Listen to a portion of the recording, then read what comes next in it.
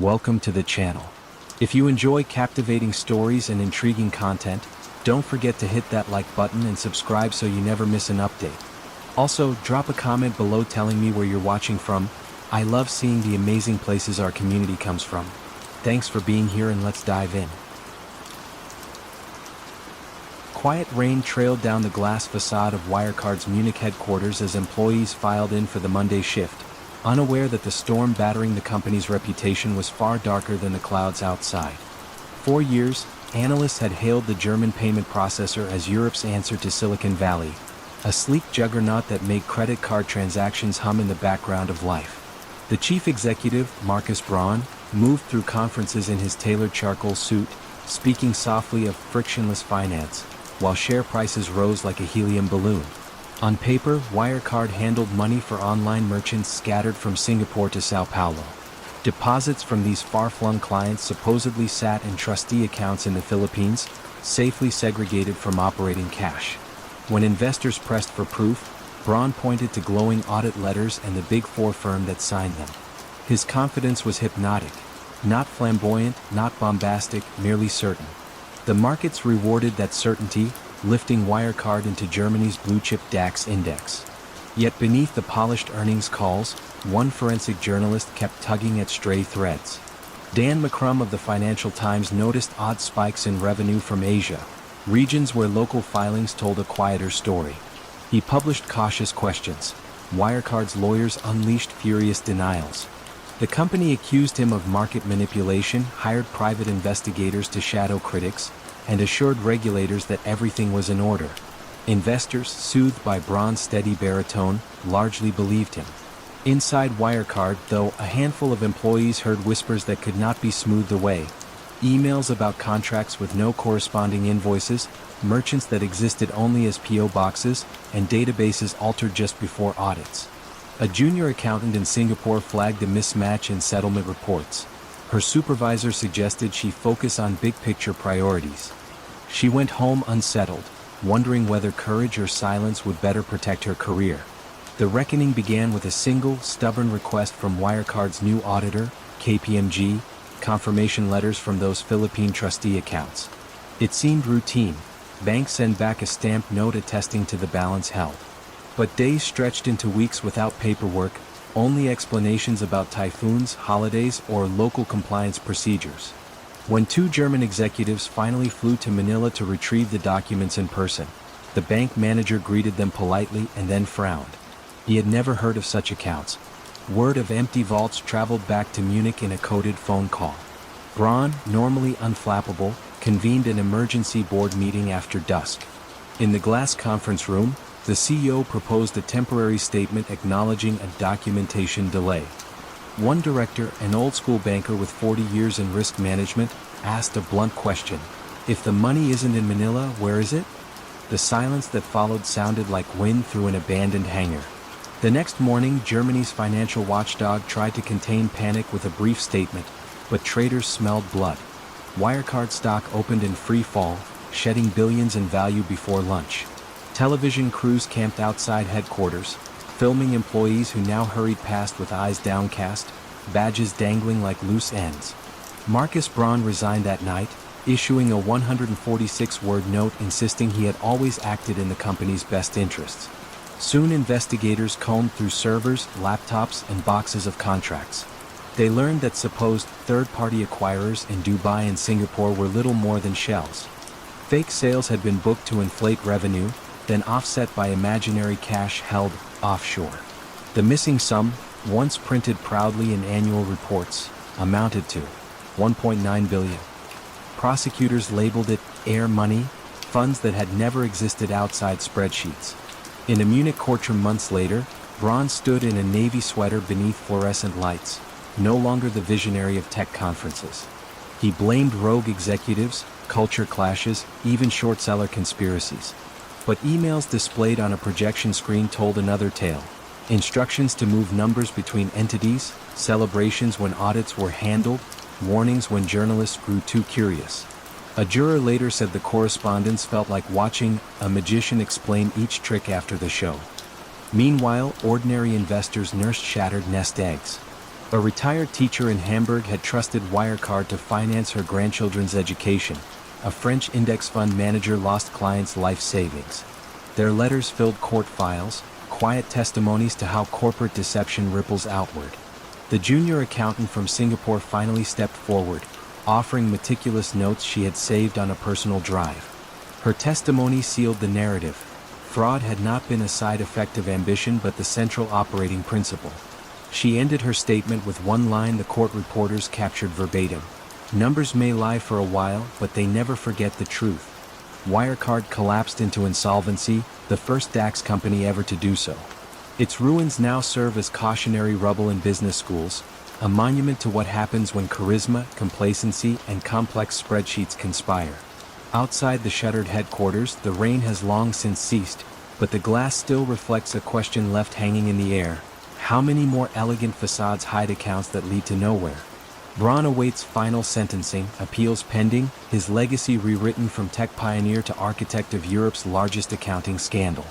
In the larger financial world, auditors tighten controls, regulators draft sterner guidelines, and whistleblower hotlines ring a little louder. Yet the essential drama remains timeless.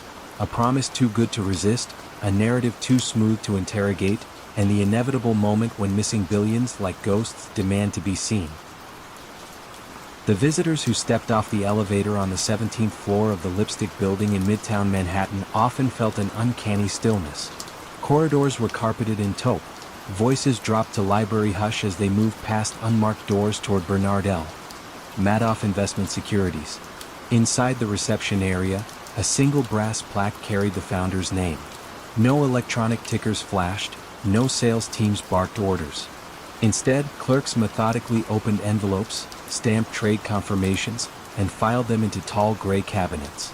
Everything about the office suggested old-world probity, the kind that promises careful stewardship rather than flash.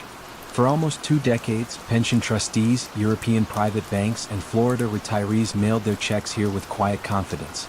They believed in Bernard Madoff, former NASDAQ chairman, son of Queens plumbers, philanthropist, softball coach. He spoke in low, avuncular tones and never chased magazine covers. His fund, he explained, used a split-strike conversion strategy, buying blue-chip stocks, selling calls, purchasing protective puts. The approach sounded sophisticated yet prudent, and the reported returns, roughly 1% a month, appeared gentle, almost boring. Investors told themselves that boring money is often the safest money. On a late August afternoon in 1999, a financial analyst named Harry Markopoulos sat inside the Boston offices of Rampart Investment Management, staring at Madoff's returns. His boss had asked whether Rampart could replicate the strategy and earn the same steady performance. Markopoulos loaded a worksheet, entered the reported figures, and watched the graph rise in a neat diagonal line. Over the same period, the S&P 500 zigzagged through crises and rallies, yet Madoff's fund barely wobbled. The simplicity felt unnatural, like a heart monitor that never missed a beat. Markopoulos ran option pricing models, stress-tested volatility assumptions, and tried to backfill transaction costs. Each calculation produced the same verdict: impossible. Madoff, he concluded, must be fabricating trades or running a classic Ponzi, using new deposits to pay earlier clients. Within 48 hours he drafted an 11-page memo to the Securities and Exchange Commission, titled, "The World's Largest Hedge Fund is a Fraud." The document landed on a junior examiner's desk in Washington, joining a pile of whistleblower tips. Markopoulos's tone was urgent but measured. He offered 8 statistical red flags and invited auditors to subpoena DTCC records to verify actual equity transactions. Yet the SEC, overstretched and wary of challenging a Wall Street elder, logged the complaint and scheduled a routine inspection months later. When examiners finally arrived at the Lipstick Building, Madoff charmed them with stories from his NASDAQ days, produced stacks of client statements, and pledged full cooperation. He said the trading desk itself was located off-site, in a secret market-making facility. Inspectors nodded, took a brief tour of the empty 42nd floor, and soon closed the inquiry with minor recommendations. Years passed. The tech bubble burst, 9/11 darkened the skyline, and still Madoff delivered that quiet 1% each month. Some bankers in Geneva wondered aloud how such consistency could endure, yet they silenced their doubts with management fees. Private schools and hospitals across New England listed Bernard L. Madoff on donor walls. Country club dinners ended with toasts to the master. One looming skeptic remained, a French derivative specialist named René Curie Magin de la Villa Huchet. He managed Access International Advisors, funneling the fortunes of European aristocrats into American funds. Villa Huchet visited Madoff regularly, impressed by the elder financier's modest office and understated Rolex. Each time he asked detailed questions about option volumes, Madoff's answer came wrapped in gentle admonition. "René, you know I can't reveal my counterparties, frontrunners would eat us alive." Villa Huchet relented, swayed by decades of reported success. In late 2008, the world changed. Lehman Brothers collapsed, credit markets froze, and anxious investors demanded liquidity. Redemption requests began piling onto Madoff's mahogany desk. Normally, he could placate one group by paying out another's new contributions, but fresh money had stopped flowing. Fear trumped greed. On the morning of December 10th, Madoff summoned his two sons, Mark and Andrew, to the apartment on East 64th Street. He confessed in halting sentences, "There is no investment fund, it's just one big lie." The fraud, he admitted, totaled around $50 billion. The sons contacted an attorney, who phoned the Federal Bureau of Investigation. When agents arrived the next day, Madoff sat in a leather armchair wearing loafers and a navy cardigan. He answered each question without resistance. "There were no trades," he said softly. "All just ledger entries." He was arrested on a single count of securities fraud and released on bail, confined to the penthouse overlooking Central Park, the view he had purchased with other people's dreams. News spread like wildfire across time zones. Portfolio managers tore open filing cabinets to discover statements printed on dot matrix paper, trades that never cleared, shares that never existed. French banks admitted billion-dollar holes, charities shuttered overnight. René Curie Villa Huchet, unable to face clients he had ushered toward ruin, locked his Madison Avenue office and took his own life before dawn. Meanwhile, Harry Markopolos watched televised coverage, a mix of vindication and despair washing over him. He had warned authorities 9 years earlier, 5 further submissions since, yet the fraud had grown unchecked. In testimony before Congress, he described a regulatory culture too timid to challenge reputation. They took Mr. Madoff at his word, instead of checking the cash at the window. Lawmakers nodded while cameras clicked, promising reforms that would ensure next time sounded less hollow. In 2009, Bernard L. Madoff stood before Judge Denny Chin in a packed federal courtroom. Spectators leaned forward, hearts pounding, as victims spoke of emptied savings accounts and lost retirements. When Madoff rose to address the court, he kept his gaze low. "I am deeply sorry," he said, voice nearly a whisper.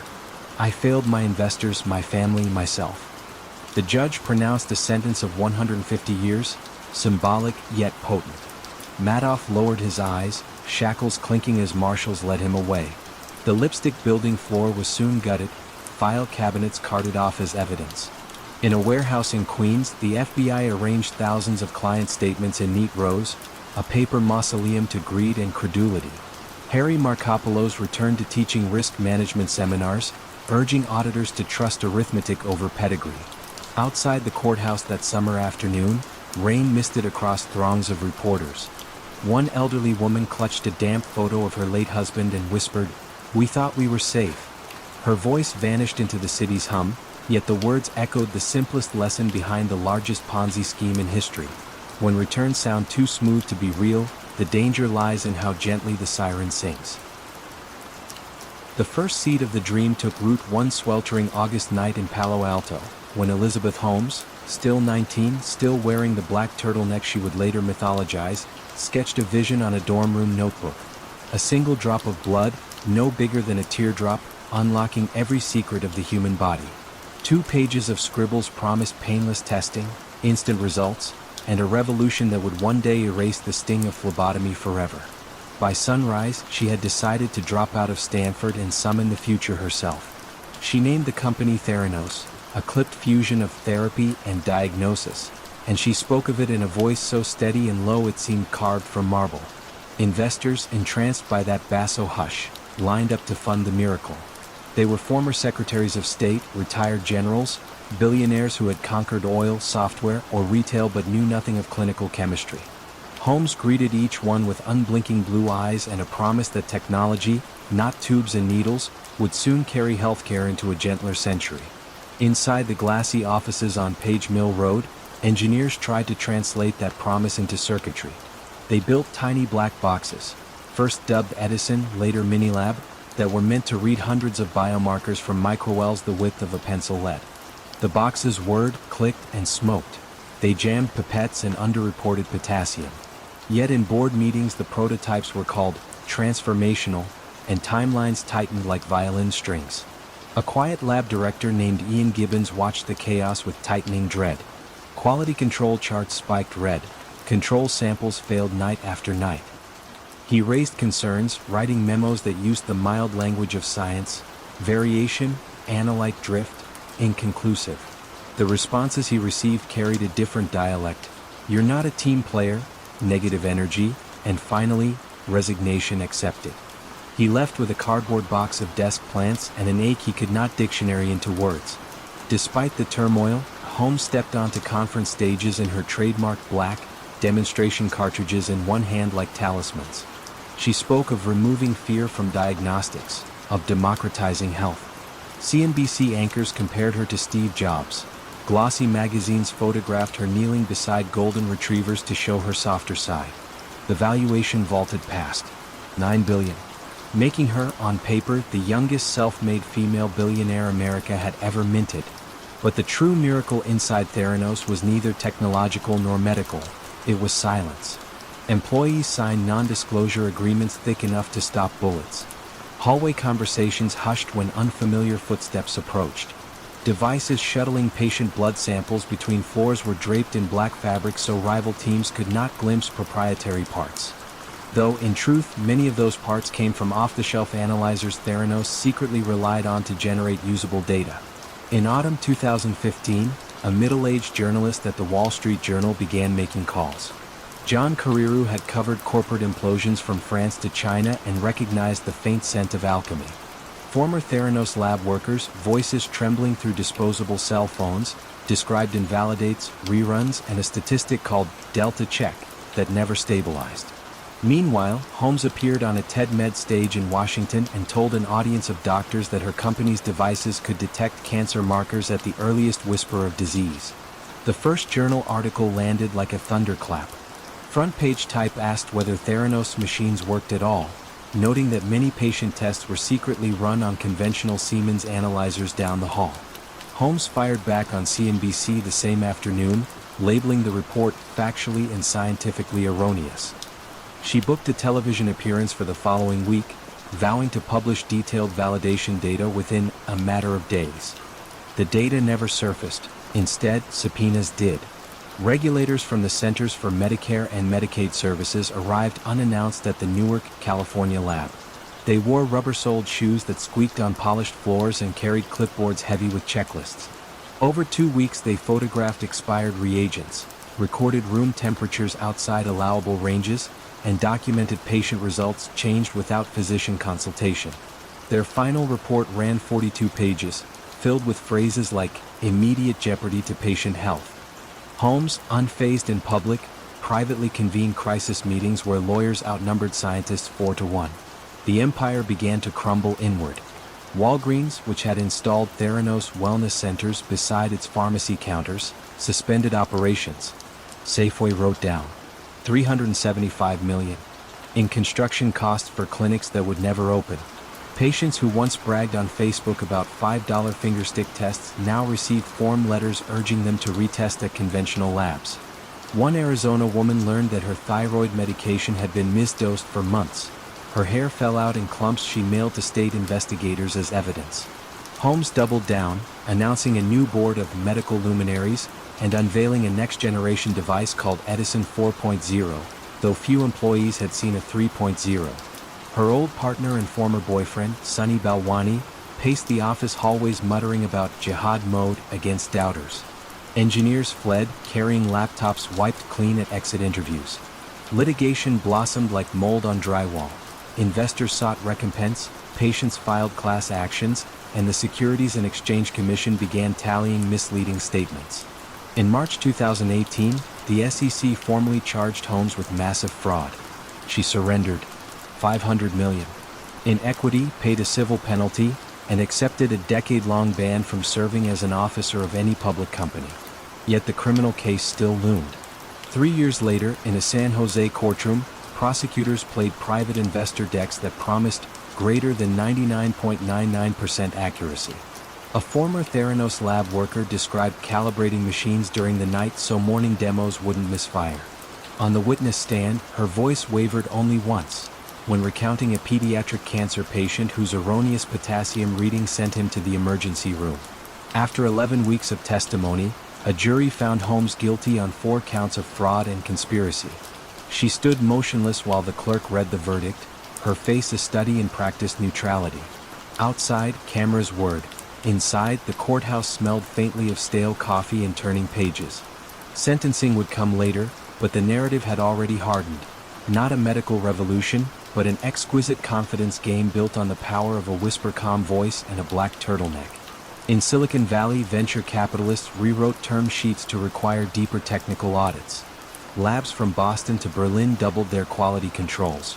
Yet the moral remained fragile, as all morals about ambition and belief are. When the promise shines bright enough, even the sharpest minds will squint until the flaws disappear.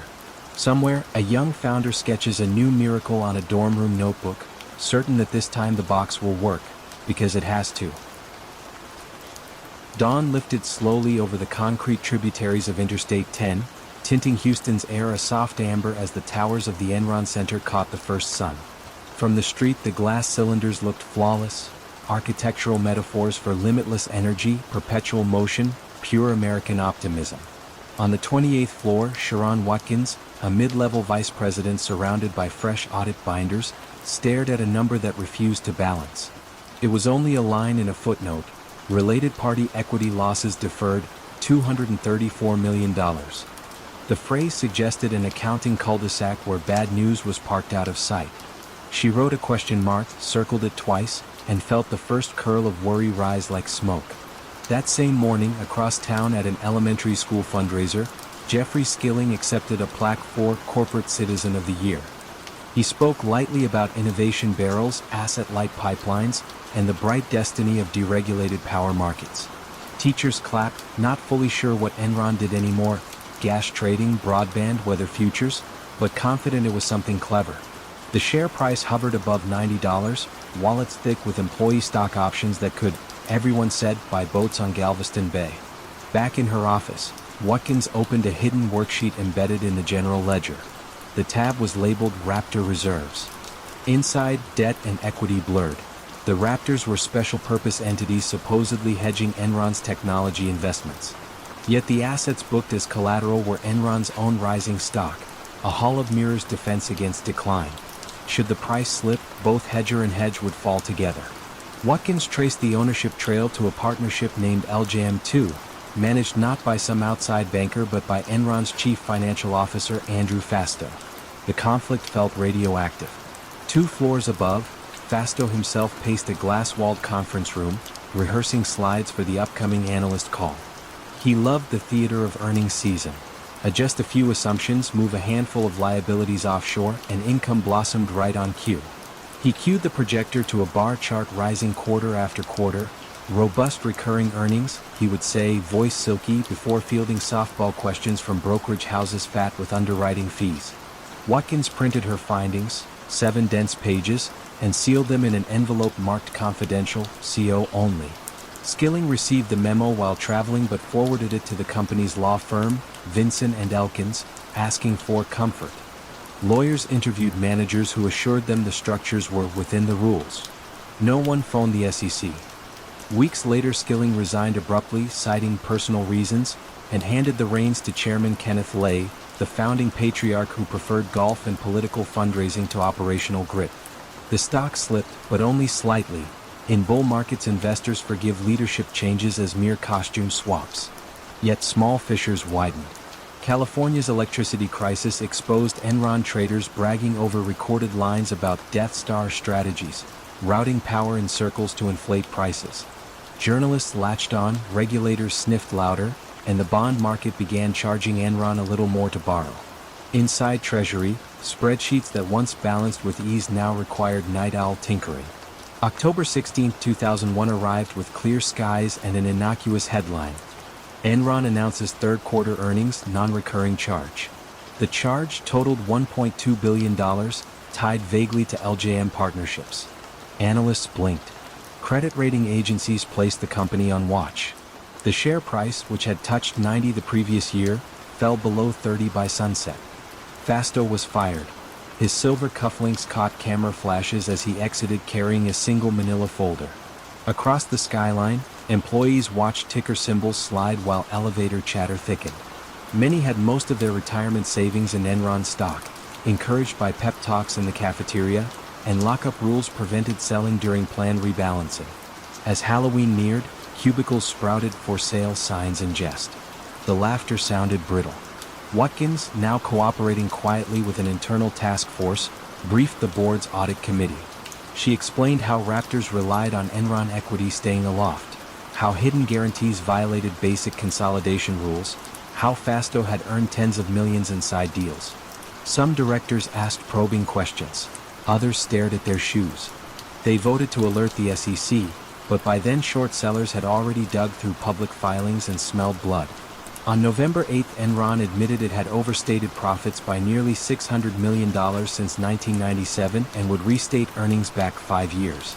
Moody's and S&P cut ratings to junk within hours, triggering debt covenants that demanded immediate repayment of billions.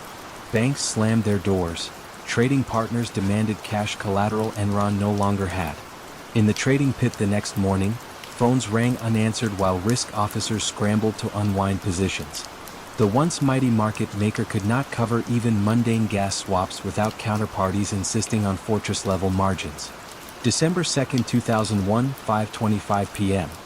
Enron filed for Chapter 11 protection, the largest bankruptcy in U.S. history at that moment. Security guards escorted employees from the lobby as camera crews filmed cardboard boxes rolling through revolving doors. One salesman paused, looking up at the mirrored towers now reflecting a winter dusk, and muttered, "Thought we were the smartest guys in the room." Investigations soon radiated outward.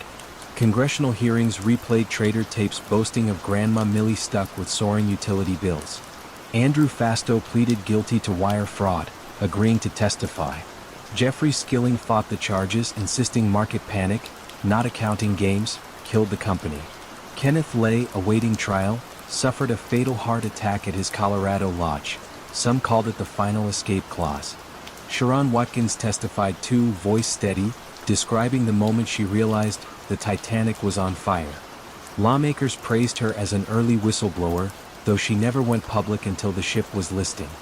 Thousands of employees lost pensions, while Auditor Arthur Anderson shattered under obstruction of justice charges, its shredded reputation floating down a Chicago street like confetti. Years later, on a humid evening near Buffalo Bayou, a tour guide pointed to the vacant lot where Enron's bridge once connected two towers. "They took it down for safety," he said quietly. Visitors peered up at blank glass and imagined the invisible pipeline of numbers that once coursed through steel and silicon. In the hush that followed, a simple lesson seemed to hang in the muggy air. When a company's profits depend on keeping its own reflection bright, the first crack of truth spreads faster than any engineer or trader can patch. And somewhere beyond the skyline, a single memo lay archived in a courtroom box, 7 pages of calm arithmetic that saw the smoke before anyone else smelled fire. Bernard L. Madoff's office on the 17th floor of Manhattan's Lipstick Building was designed for silence. Ivory carpet absorbed footfalls, frosted glass softened voices, and the only constant sound was the faint tick of an antique desk clock, a gift from an early investor who once joked that Bernie could make time itself compound. Visitors left the elevator into a minimalist lobby where a receptionist with perfect posture asked them to wait. They admired abstract art, sipped chilled water, and wondered how a man so discreet could deliver returns so reliably extraordinary. Madoff's reputation had taken decades to polish. In the 1960s he began as a penny stock market maker, a wiry Queens native who installed his own trading computers before Wall Street knew what an algorithm was. By the 1990s he chaired NASDAQ itself, Industry veterans whispered that Bernie understood the market's pulse the way a cardiologist feels a wrist, firm, unhurried, never wrong. Private wealth managers from Palm Beach to Geneva pressed business cards into his hands at charity galas. He rarely accepted new money, and that scarcity only sharpened the appetite. When he did relent, he offered a promise both bold and oddly modest. A steady 10 to 12% annual gain, storm or shine. On the floor below the pristine offices, a different world flickered under fluorescent tubes. A locked stairwell led to room 17C, where aging IBM servers hummed beside file cabinets fat with trade confirms. The men working there wore rumpled polo shirts and rarely ventured upstairs. They called their domain the back room, though it was very much the engine. Every month it printed thousands of perfectly formatted statements showing clients' shares in blue-chip stocks, carefully chosen options collars, and a performance curve that never dipped. Beneath the ink, though, lay an emptiness as absolute as outer space. No trades were executed, no shares were purchased. The magic was arithmetic. Frank D. Pascali, a Queens lifer with a gravelly voice, orchestrated the illusions. Each Friday he received a list of fictitious purchases from Madoff's small circle of confidants. Using internal software nicknamed House 17, D. Pascali backdated trades to whatever price was needed to generate the month's target return. Inkjet printers roared at midnight, spitting statements that looked indistinguishable from those of Merrill or Morgan. The documents were then mailed in vanilla envelopes that rustled with the sound of legitimacy. For years, questions drifted through the financial community like low fog. A derivatives expert at JP Morgan noticed that Madoff's option strategy, if real, would require more volume than actually existed on the Chicago Board Options Exchange. A fund of funds analyst in London tried to replicate the returns with live trades and failed. Each skeptic, however, faced a wall of social proof. Madoff's track record, his regulatory roles, and most persuasive, the contented smiles of investors receiving steady checks. Doubt felt impolite, almost gauche, in the face of such consistent benevolence. Harry Markopoulos, a Boston-based quant with a stubborn streak, refused to be soothed. 2000. He reverse-engineered the performance figures and concluded the strategy was statistically impossible. His memo to the Securities and Exchange Commission, titled "The World's Largest Hedge Fund is a Fraud," ran 8 pages, dense with charts and probability curves. He hand-delivered updates over the next 8 years, each more insistent than the last. Yet the SEC, hampered by underfunding, high turnover, and perhaps a touch of awe, opened only cursory inquiries. Madoff charmed examiners with thick binders and a grandfatherly grin. He knew the regulations intimately. After all, he had helped write some of them. December 2008 arrived heavy with panic. Lehman Brothers had collapsed 3 months earlier, credit lines were freezing, and investors everywhere scrambled for liquidity. Madoff's clients, long lulled by regular gains, suddenly requested billions in redemptions. Cash had always flowed in faster than it flowed out, until now. D. Pascali stared at the books and saw an abyss. Only a few $100 million remained in the main account, not the $65 billion the statements portrayed. The Ponzi scheme, like a shark deprived of oxygen-rich water, began to convulse. On December 10th, Bernie called his sons, Mark and Andrew, to a private meeting. The office clock ticked louder than usual. He confessed that the business they thought they were poised to inherit was one big lie, and basically a giant Ponzi scheme. The next day, the brothers reported their father to federal authorities. At 8:30 a.m. on December 11th, 2 FBI agents knocked on Madoff's apartment door overlooking the East River.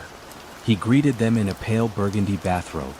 When asked if there was an innocent explanation, he shook his head once and said, "There is no innocent explanation."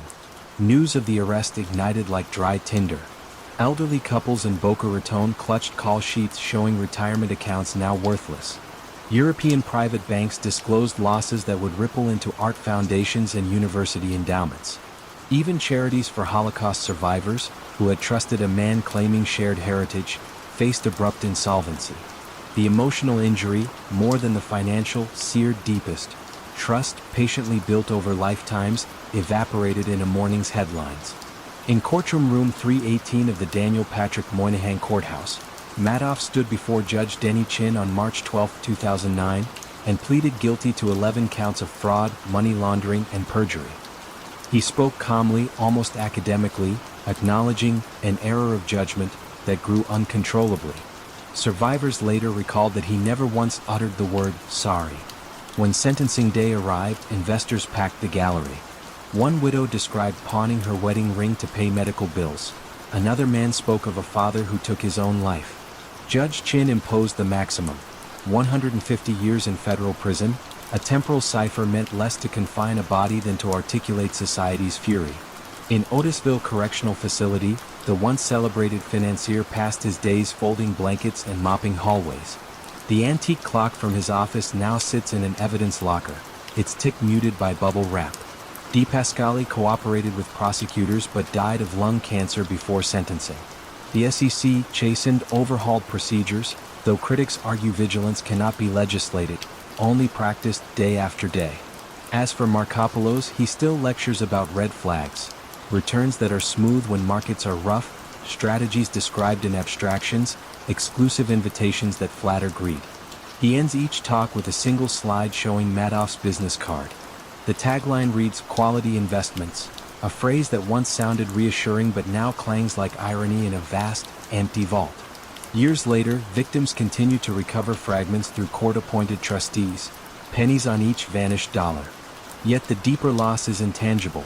The knowledge that a gentle voice, impeccable resume, and perfect 12% line can mask the quiet machinery of deceit. Somewhere in another plush office, a clock still ticks. The sound is comforting, almost hypnotic. And that, perhaps, is the first warning. A lavender dawn drifted over the wheat fields outside Parma when the first tank trucks rumbled through the gates of Parmalat's Collecchio plant. Stainless steel hatches hissed open, warm milk splashed into holding vats, and the air filled with a faint, sweet fog. Inside headquarters, an unadorned, butter-colored block beside the factory, the chief financial officer, Fausto Tana, sat beneath a framed photo of grazing Holsteins, adding final tweaks to a press release. Parmalat, it declared, had ended the quarter with 4 billion euros in cash, solidifying its place as the safest blue chip in all of Italy. Across the hall, founder Callisto Tanzi straightened his tie. At 65 he still resembled the parish treasurer he once was. Modest suit, shy smile, voice almost apologetic. Yet the company he built now spanned 5 continents. Yogurts in Sao Paulo, fruit juice in Johannesburg, shelf-stable milk in Sydney, its logo stamped on Formula One cars and children's soccer jerseys. Shareholders loved the simple story: people drink milk every day, therefore revenue can only rise. Few paused to ask how a dairy cooperative could amass more liquidity than some national banks. That question first troubled a London credit analyst named Lorenzo Paulini. One foggy afternoon in the city, he scanned Parmalat's latest balance sheet and frowned at Note 18. Cash and marketable securities held at Bank of America, Cayman, Euro 3.95 billion. The number dwarfed the region's entire branch deposits. Paulini rang a contact at the Cayman Monetary Authority. The official chuckled, saying Bank of America didn't even operate a retail branch on the island. Perhaps it was booked through a trust? Perhaps. But the analyst scribbled 2 words in his notebook: prove it. Meanwhile, back in Parma, Tana opened a password-locked folder named Buco, the Whole. Inside lay dozens of Excel files tracing loans from Parmalat's subsidiaries to offshore vehicles with musical names: Bucanero, Epicurum, Mopper. Each vehicle, in turn, invested in Parmalat bonds, creating a circle where cash left the left pocket only to reappear in the right, minus a banker's fee. As long as auditors saw interest income flowing, nobody asked if the principal existed. In Milan, Deloitte's Italian affiliate prepared to sign another clean audit. When junior staff requested third-party confirmation of the Cayman account, Tana furnished a crisp fax on Bank of America letterhead, stamped and signed by a Mr. H. Graff. The young auditor noted the Cayman number rang a Parma fax machine after hours but let the details slide. December deadlines loomed and holidays beckoned. Across the Atlantic, Parmalat's American depository receipts traded briskly on the NYSE. U.S. fund managers, hunting yield after the dot-com crash, loaded up on the milk bond, a 5-year note sporting a juicy 7% coupon. CNBC anchors praised Tanzi's boring brilliance, concluding that refrigerators would hum regardless of Silicon Valley's fate. The price inched up.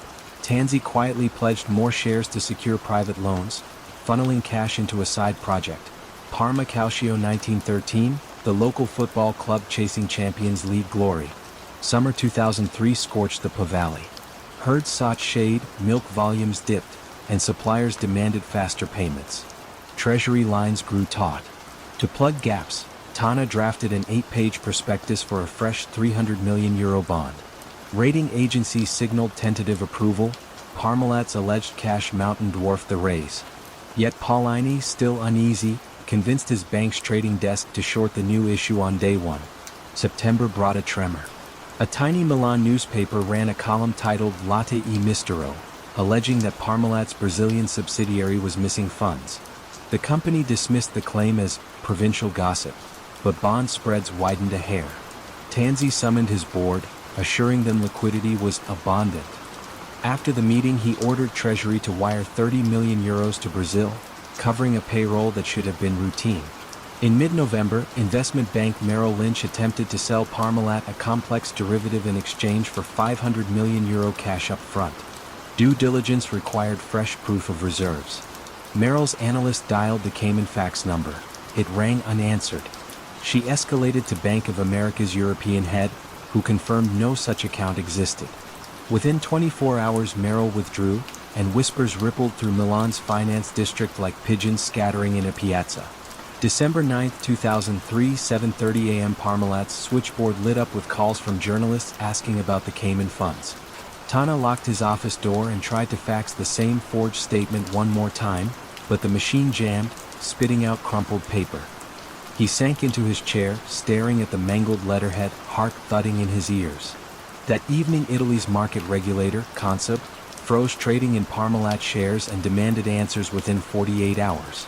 Tanzi drove home along fog-slicked roads, the headlights carving ghostly tunnels through farmland he once roamed delivering cheese wheels with his father. He rehearsed explanations, temporary misallocation, auditor confusion, but each felt brittle. December 19, Deloitte officially declared the Bank of America document not genuine. The cash was a phantom. Bonds collapsed to 20 cents on the euro. Supermarkets yanked Parmalat milk from end cap displays, fearing consumer backlash. Outside headquarters, tanker drivers honked in protest, unpaid for weeks. Employees, holding Christmas panettone boxes from the company canteen, watched riot police string tape across the main entrance. On Christmas Eve, prosecutors arrested Tana. Under fluorescent interrogation lights, he confessed to a €14 billion shortfall, at the time Europe's largest corporate fraud. 4 days later, tan overcoat buttoned to the neck, Callisto Tanzi surrendered. Cameras captured him stepping from a police car into Parma's courthouse, snowflakes melting on his thinning hair. He murmured, "I only wanted the company to grow." The phrase fell flat against the stone facade.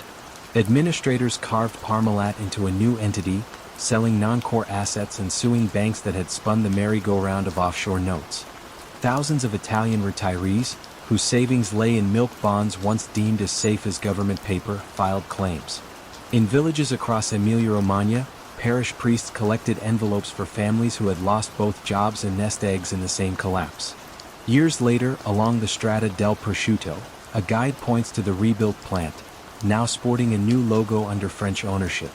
Visitors sip tiny cartons of latte and listen to the saga, how a shy grocer forged a global empire from UHT milk and then from numbers alone, how a single fake fax toppled a dynasty older than most of its drinkers.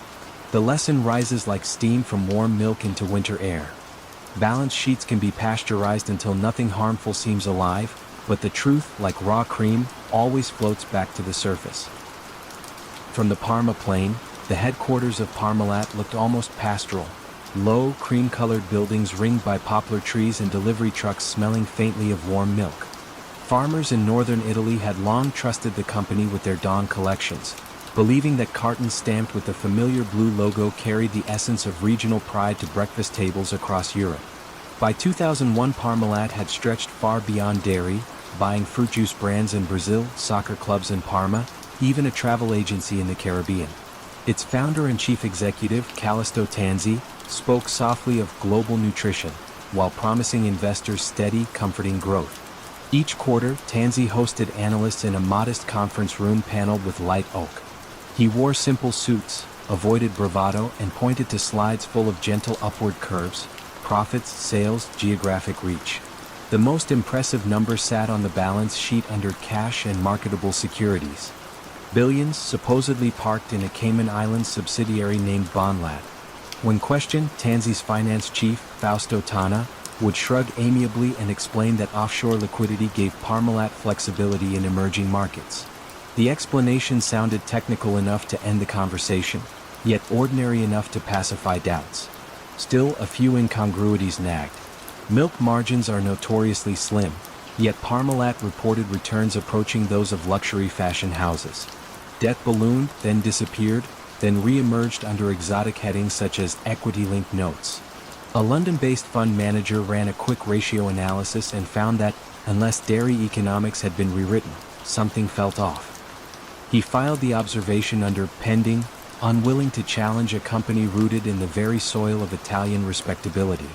Inside Parmalat's treasury office, another story unfolded. Cash flow gaps were plugged using short-term commercial paper sold to European banks hungry for yield. As soon as one batch matured, a fresh issuance covered the whole. The cycle resembled a child rolling snow into a ball, thrilling at first, then unmanageable when spring arrives. Tana kept spreadsheets showing mismatches, each tab labeled with innocuous code words, latte, mozzarella, ricotta. The playful titles masked a simple dread. Real money was leaking faster than fake money could be imagined. Tansy's empire relied on a single brittle fiction, the Cayman cash. Whenever auditors asked for confirmation, Parmalat provided a fax purportedly from Bank of America stating that $3.95 billion rested safely in Bonlat's account. The letter bore a bank logo, an international routing number, and a signature block typed in a curiously large font. Nobody telephoned the bank directly. Deference and Italian cordiality filled the gap that due diligence should have occupied. The facade began to crack in March 2003 when a new auditor, Grant Thornton's Italian office, took over from Deloitte. A junior partner, too green to appreciate the delicacy of big client relations, insisted on direct bank confirmation. Weeks passed with no reply from the Cayman branch.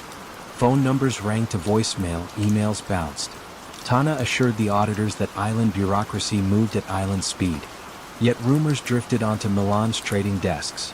Parmalat's Eurobonds, once buoyant, traded with an edge of nervousness no carton of milk could justify. In October, Merrill Lynch analysts issued a curt note titled, "Show us the money." Shareholders shrugged it off, trusting Tansy's fatherly demeanor. The Italian press, wary of scuttling a national champion, printed cautious articles about temporary liquidity strains. But in December the moment of reckoning arrived like a dropped glass bottle. Bank of America formally declared the Cayman letter a forgery. No account existed, nor had it ever.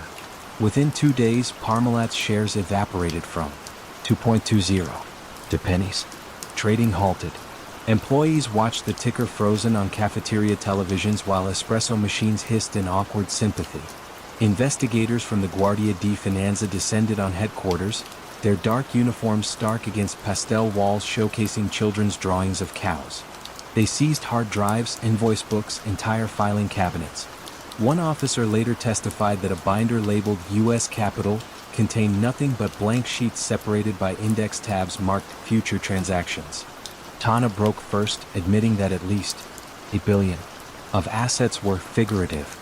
Tansy followed, confessing in a weary whisper that he had made mistakes to protect the company he loved. The collapse set off Europe's largest bankruptcy to that date. Small dairy suppliers sat outside locked factory gates, clutching unpaid delivery slips. Pensioners in Bologna realized their savings, invested in Parmalat bonds marketed as safe as double-skim milk, were suddenly void. Even the Parma Soccer Club, once celebrated for UEFA Cup victories, faced relegation when sponsorship funds dried up overnight.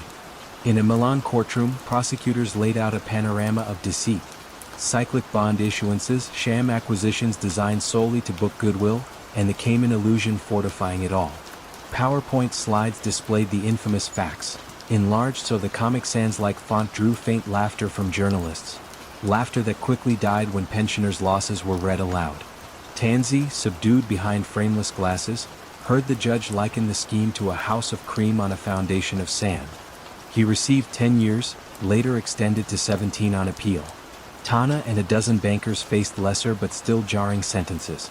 Italy, bruised by scandal after scandal, tightened audit rules and launched a corporate governance code dubbed Leg Parmalat. European regulators pondered why a forged fax could dupe sophisticated lenders. The uncomfortable answer lay not in technology but psychology. Nobody wished to envisage sour milk spilling across an idyllic brand. Today, Parmalat survives in reduced form under French conglomerate Lactalis, its cartons still lining supermarket shelves. Most consumers never ponder the ghost billions that once sloshed only in imagination. Yet some mornings, truck drivers departing the Parma plant glance at the horizon and remember colleagues laid off when the bubble burst.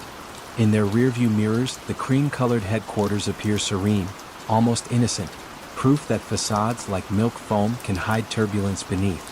Out in the Cayman Islands, the non-existent bank account has become a cautionary parable cited in finance lectures. Professors display a replica of the forged fax, asking students to spot the red flags, the oversized font, the missing phone code, the casual, sincerely yours. The exercise ends with a single sentence.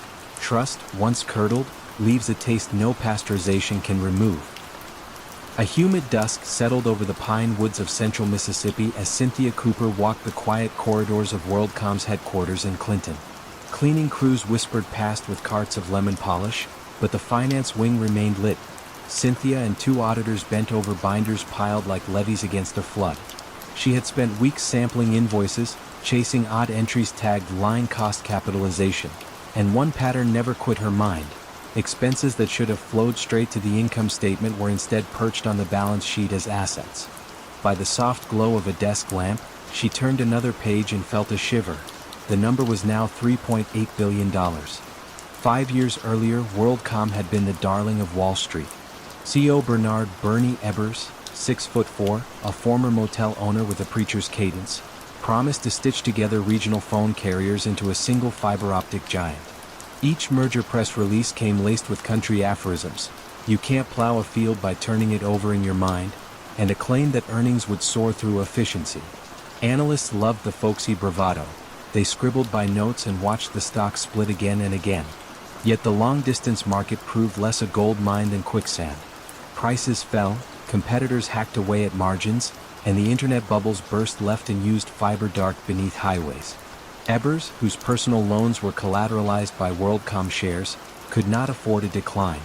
In early 2001 he convened a closed meeting with CFO Scott Sullivan. According to later testimony, Sullivan sketched a solution on a yellow pad: reclassify routine network access fees as capital investment. The accounting move would slash expenses today, push depreciation far into the future, and keep profit curves rising. Ebbers nodded once. The job of planting the entries fell to the corporate accounting group in Clinton. They opened a new general ledger bucket, prepaid capacity, and each quarter shoveled hundreds of millions into it. No press release mentioned the shift. Footnotes labeled the change refinement of capitalization policy, bland words that neither auditors nor investors probed deeply. In New York, telecom analysts saw steady earnings and raised price targets.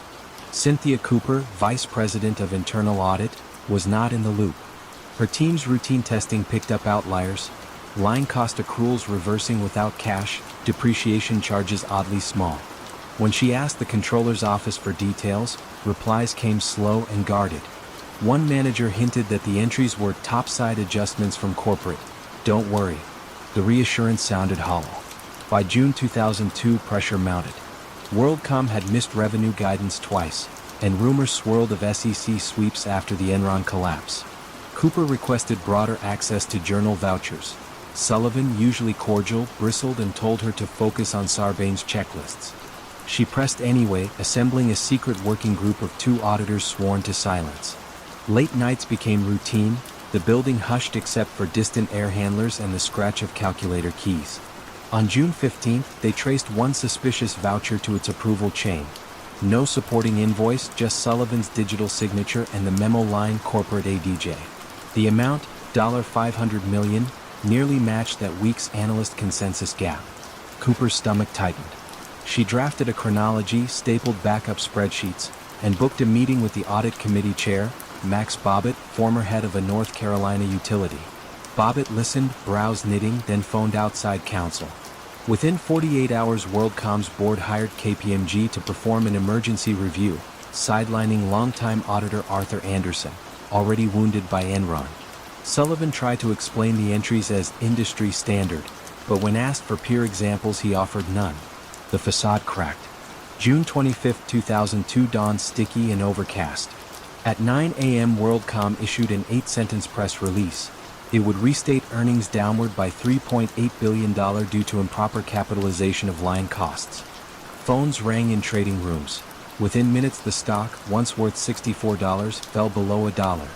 Pension funds holding safe, telecom waiting saw billions vaporize before lunch. In Clinton, employees gathered around televisions in the cafeteria, watching CNBC anchors call it the biggest accounting fraud in U.S. history. Some stared blankly, others cursed under their breath. Their 401(k)s were stuffed with matching shares that now priced like pennies on asphalt. Bernie Ebbers addressed staff via video, voice quavering, "The company is strong. We will move forward." Hours later he resigned at the board's insistence. Congress reacted with fury. Lawmakers already drafting Sarbanes-Oxley provisions sharpened their pens, citing WorldCom as proof that self-policing had failed. In August, the company filed for Chapter 11, listing assets of $107 billion and debts nearly as high, another record collapse. Creditors spent months mapping fiber routes and regional switches, deciding what parts to salvage.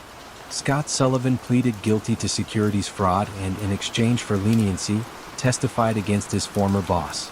The trial of Bernard Ebbers opened in early 2005 at the federal courthouse in Lower Manhattan. Jurors heard recordings of earnings calls where Ebbers pledged consistent growth, even as internal memos warned of hemorrhaging cash. On the stand, he claimed ignorance of accounting minutiae, likening himself to a coach who trusts the quarterback. Prosecutors displayed the yellow pad sketch. The jury took 3 days to convict. Judge Barbara Jones, citing devastation to countless retirees, imposed 25 years. Cynthia Cooper never sought the limelight, yet Time magazine placed her on its cover as one of 3 persons of the year. When asked why she persisted, she spoke of a simple obligation: "If I don't look, who will?" WorldCom emerged from bankruptcy in 2004 under the new name MCI, later absorbed by Verizon. The Clinton campus stands half-occupied now, pine needles gathering at doorways. On summer evenings, a faint glow still burns in one corner office where Cooper once tallied the entries that toppled a telecom titan. The lesson echoes down abandoned cubicle rows. Numbers can travel the world in milliseconds, but truth keeps its own slow, relentless schedule, arriving like a Mississippi thunderstorm when silence can no longer hold the heat. When the summer dusk rolled over Houston's Allen Parkway, the windows of Enron Center South still blazed with light. Passers-by imagined armies of traders capturing electrons in real time, conjuring prosperity from the invisible grid. Inside the top floor, Kenneth Lay liked to host evening cocktails, speaking in a neighborly drawl about the next industrial revolution. Guests peered down at the shimmering skyline and believed they were gazing at the future itself. Jeffrey Skilling, the company's sharp-eyed president, provided the intellectual electricity. He preached a gospel called asset light, insisting that pipes and plants belonged to yesterday, tomorrow would trade pure possibilities. In conference calls he described Enron as a logistics company for energy molecules, a phrase that sounded both technical and transcendent. Analysts, dazzled by quarterly earnings that rose like a well-tuned escalator, upgraded the stock with near-religious zeal. Yet in a windowless annex 2 floors below, a lean accountant named Sharon Watkins scrolled through a spreadsheet that refused to balance. Revenue flowed in torrents, billions booked from ventures with whimsical names like Jedi, Chuko, and Raptors. But cash, the lifeblood of any enterprise, trickled like a reluctant faucet.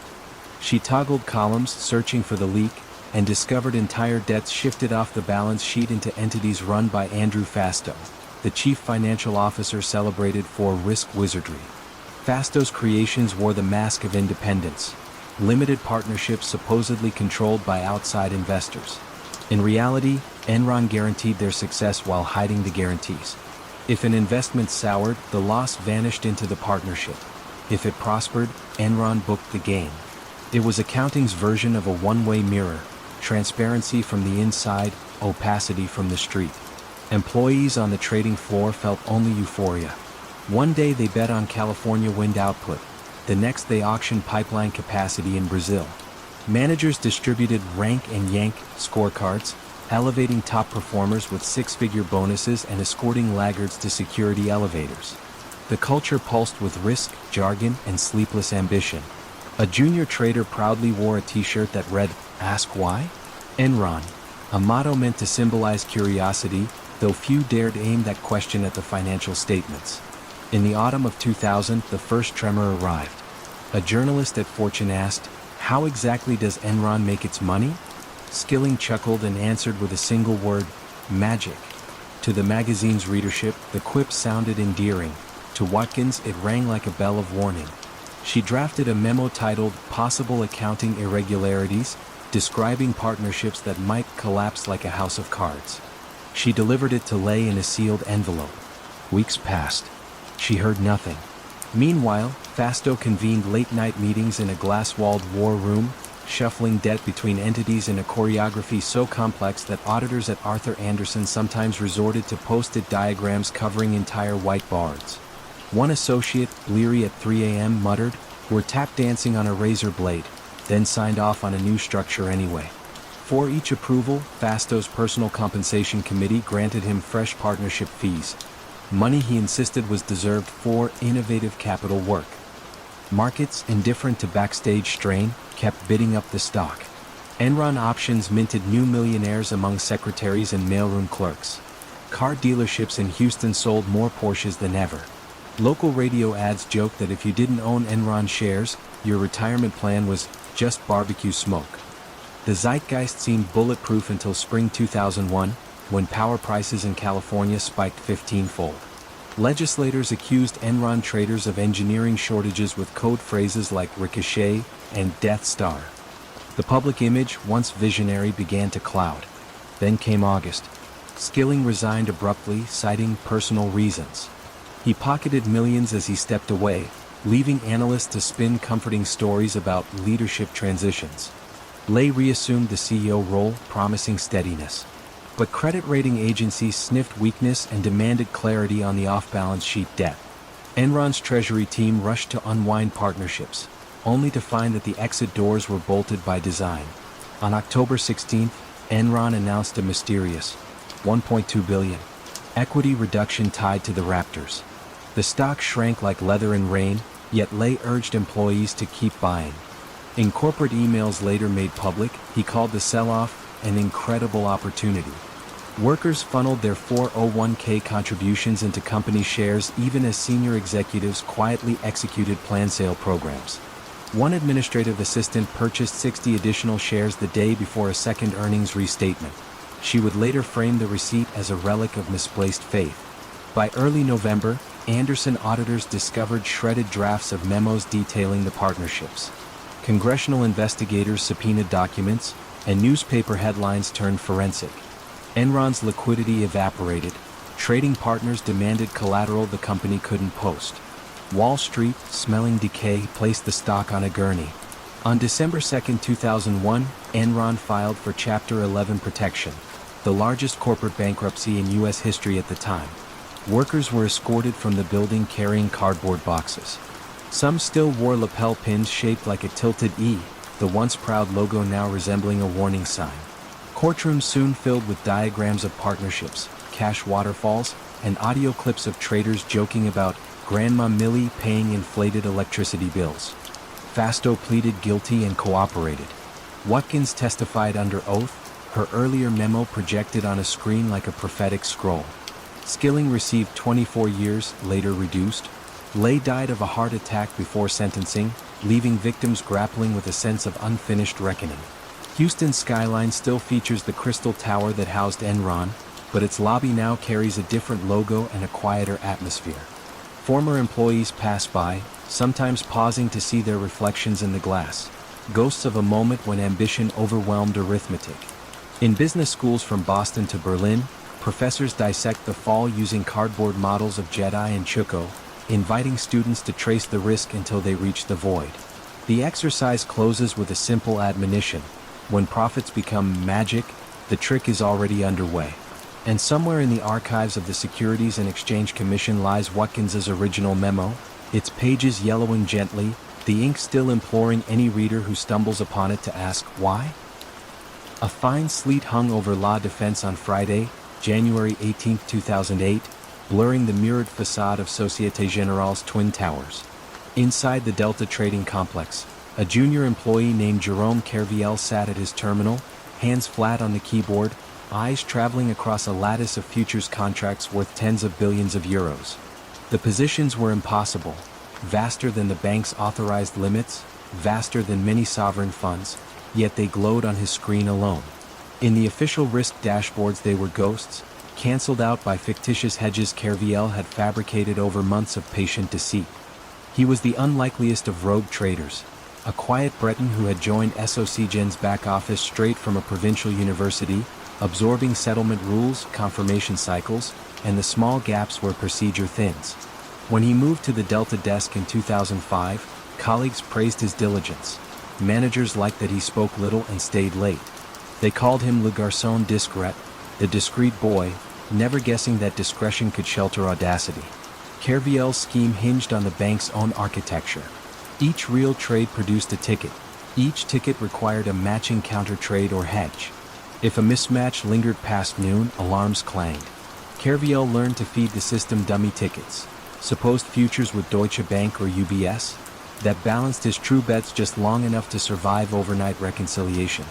At dawn he deleted the phantoms, freeing capacity for new wagers before auditors arrived. The ploy was low-tech, almost pastoral, yet scale turned it nuclear. By Christmas 2007 his hidden exposure on European equity indices topped 50 billion euros, roughly the GDP of Slovakia. The market, indifferent to subterfuge, shifted against him as the subprime crisis seeped across the Atlantic. Kerviel doubled down, then tripled, convinced a rebound lay days away. Instead, the CAC 40 sagged like wet canvas.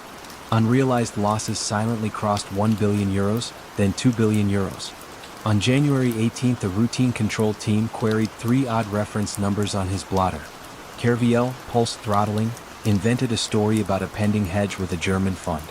The controllers nodded but escalated. By Sunday night, internal investigators unlocked server logs and saw entire forests of cancelled trades sprouting and vanishing in milliseconds. At 1 a.m. Monday, Chief Executive Daniel Boughton convened an emergency meeting in a glass-walled boardroom overlooking the Seine. Risk officers laid out the verdict. SOCGEN sat on one of the largest directional positions in history, unhedged and already underwater by billions. If word leaked, counterparties would hammer prices further. The only hope was speed. At dawn on January 21st, while Paris commuters sipped espresso, a secret sell-off began. Traders nicknamed it le déroule, the unwinding, moving chunks of futures through London, Frankfurt, and Chicago in parcels small enough to avoid rumor yet large enough to drain the reservoir before it burst. Global markets were already skittish. SOCGEN's silent flood tipped them into panic. The CAC fell 6%, the DAX 7%, the Dow Jones opened to a 465-point plunge. By Thursday evening the Phantom Empire was gone, but not its residue. 4.9 billion euros in realized losses and a stain on the bank's red and black logo. SOCGEN disclosed the disaster in a terse press release, blaming a single trader whose unauthorized activity had evaded controls. Journalists sensed scandal but struggled with the scale. Could one mid-level employee really gamble the equivalent of France's annual education budget? Kerviel was detained on a Sunday night, escorted past camera flashes into a gray Peugeot police van. He spoke softly during interrogation, admitting to fabricating hedges but rejecting the label of thief. "I never sought personal gain," he insisted. Indeed, his accounts showed modest bonuses, no villa, no yacht, only a small apartment in Neuilly and train tickets back to Brittany. He portrayed himself as a cog in a culture that worshipped profit yet shrouded risk metrics in talismanic jargon. Push the limits, supervisors said, so he did, further than imagination. SOCGEN's leadership framed the narrative differently. A lone wolf breached robust defenses. Yet parliamentary hearings revealed those defenses were porous by design. Compliance teams were downsized to cut costs. Control software flagged anomalies but forwarded them to inboxes nobody checked after dusk. Kerviel had exploited not a glitch but a vacuum, the space where ambition outpaced vigilance. The trial opened in June 2010 beneath the vaulted ceilings of Paris's Palais de Justice. Prosecutors, armed with 44 leverage diagrams and 3,000 pages of chat logs, painted Kerviel as an industrializer of fraud. Defense counsel argued that superiors, thrilled by early profits, had turned a blind eye until losses metastasized. Spectators leaned forward when Kerviel described a manager slapping his back after a €500 million game. "Carry on, you're on fire." The metaphor proved prophetic. The court delivered a thunderous sentence: 5 years, 2 suspended, and an order to repay the entire €4.9 billion, more a gesture than a possibility. Appeals whittled the penalty, but the image endured: a lone traitor dragging a century-old institution to the brink. Kerviel served 5 months, emerging to write memoirs and walk a penitential pilgrimage from Rome to Paris, denouncing the tyranny of finance. SocGen, meanwhile, raised fresh capital from shareholders still dazed by the speed of demolition. Regulators rewrote the playbook. European banks introduced position caps that refresh in real time, segregation between trading and back-office functions hardened into algorithmic walls, and continuous audit bots combed transactions for patterns resembling Kerviel's deleted hedges. Yet veterans know software is only a sentry, complacency is the real adversary. Today, from the esplanade of La Défense, one can still see the glass towers where a quiet Breton once typed phantom codes under fluorescent hush. Office lights wink on at dusk as traders monitor indices that respond to crises born continents away. Somewhere among them may sit another discreet figure, praised for diligence, entrusted with small liberties that could, if unchecked, balloon into catastrophe. The ghost positions of 2008 linger in institutional memory, murmuring a single lesson through Parisian drizzle. Transparency is not a feature of systems but a habit of minds, and habits require constant human upkeep long after the software claims the job is done. The Volkswagen test facility in Wolfsburg smelled faintly of rubber and coolant, an antiseptic hush broken only by the thrum of engines mounted on dynamometers. Engineers in crisp white coats recorded exhaust data, the numbers scrolling across monitors in tidy green fonts. From the outside, it appeared to be the heart of German precision, an altar to efficiency where every piston stroke was accounted for. Yet hidden software was already rewriting the story before it reached the screen. For a decade, Volkswagen had pursued a single, beguiling promise: clean diesel. In television ads, smiling families loaded bicycles into wagons while a narrator assured viewers that German engineering had solved the paradox of power and purity. The company's flagship TDI engines were said to deliver sporty torque with emissions so low they practically polished the air. Sales soared in the United States, a market long skeptical of diesel. Executives toasted each quarterly report with Riesling, convinced they had cracked the American code. The alchemy, however, hinged on 2 lines of code buried deep in the engine control unit. When the car sensed the gentle, stationary conditions of a laboratory test, wheels spinning but steering wheel unmoved, it activated a mode that throttled fuel flow, injected extra urea, and met the strict limits of the U.S. Environmental Protection Agency. On real roads, where acceleration spiked and steering columns twitched, the software slipped back into street mode, boosting performance while emitting nitrogen oxides up to 40 times the legal ceiling. Inside Volkswagen's engineering ranks, awareness of the defeat device was compartmentalized. A calibration specialist in Braunschweig noticed discrepancies between lab files and field data. His supervisor told him the variance was expected under certain temperature bands. A quality manager in Chattanooga flagged unusually high warranty claims for NOx sensors but was reassured that American diesel fuel had different chemical behavior. Each answer was technically plausible, yet collectively they built a wall of silence. The first real crack emerged not in Wolfsburg or Washington but in West Virginia. Researchers at the tiny Center for Alternative Fuels, Engines and Emissions (CAFE) secured a modest grant to test real-world emissions for 3 diesel models, including 2 Volkswagens. They mounted portable analyzers the size of carry-on luggage in the trunks and drove from San Diego to Seattle. Highway after highway, the readings stayed obstinately high, sometimes peaking at values the instruments were not designed to capture. Back in Morgantown, the research team drafted a polite report for the California Air Resources Board. They assumed the anomaly might be a production fault in a small batch of cars. Regulators, intrigued, initiated their own tests. Months stretched on with email volleys between Sacramento and Wolfsburg. Volkswagen engineers attributed the figures to technical issues and requested time for software updates. Each update shaved emissions in the lab yet did little on the road. The numbers continued to glow angrily red. By the summer of 2015, patience thinned. At a closed-door meeting in El Monte, California, U.S. regulators confronted Volkswagen managers with side-by-side charts showing lab compliance and highway rebellion. The Americans asked a simple question: how does your car know it's being tested? A German compliance officer, perspiration visible above his collar, suggested that perhaps the steering wheel angle sensor was miscalibrated. The explanation fell in the room like an empty clipboard. Months later, under threat of certification withdrawal for the entire 2016 model year, Volkswagen sent a delegation led by a mid-level executive named Oliver Schmidt to Washington, D.C. In a conference room at the EPA, Schmidt finally admitted that a software explanation existed. The inspector's pens paused mid-stroke. Within days, the company issued a press release acknowledging that 11 million vehicles worldwide carried defeat devices. The phrase sounded clinical. The market reaction was anything but. Shares plunged 40 in 2 sessions, erasing tens of billions in capitalization. News footage showed mechanics in Boston, Berlin, and Brisbane popping hoods on perfectly running cars, as though the deceit might be visible on a hose clamp. Customers who had boasted of eco-conscious performance felt duped, their green bumper stickers now ironic badges. In German newspapers, the scandal was dubbed Schummel Diesel, cheap diesel. The word spread faster than exhaust through a tunnel. Courtrooms soon filled with translations of internal emails. One, titled "Sensitive, Do Not Forward," described regulators as idiots in sandals, unlikely to detect the cheat. Another featured an engineer pleading for a clean solution, rather than continued manipulation. When depositions began, senior managers toggled between selective amnesia and technical jargon.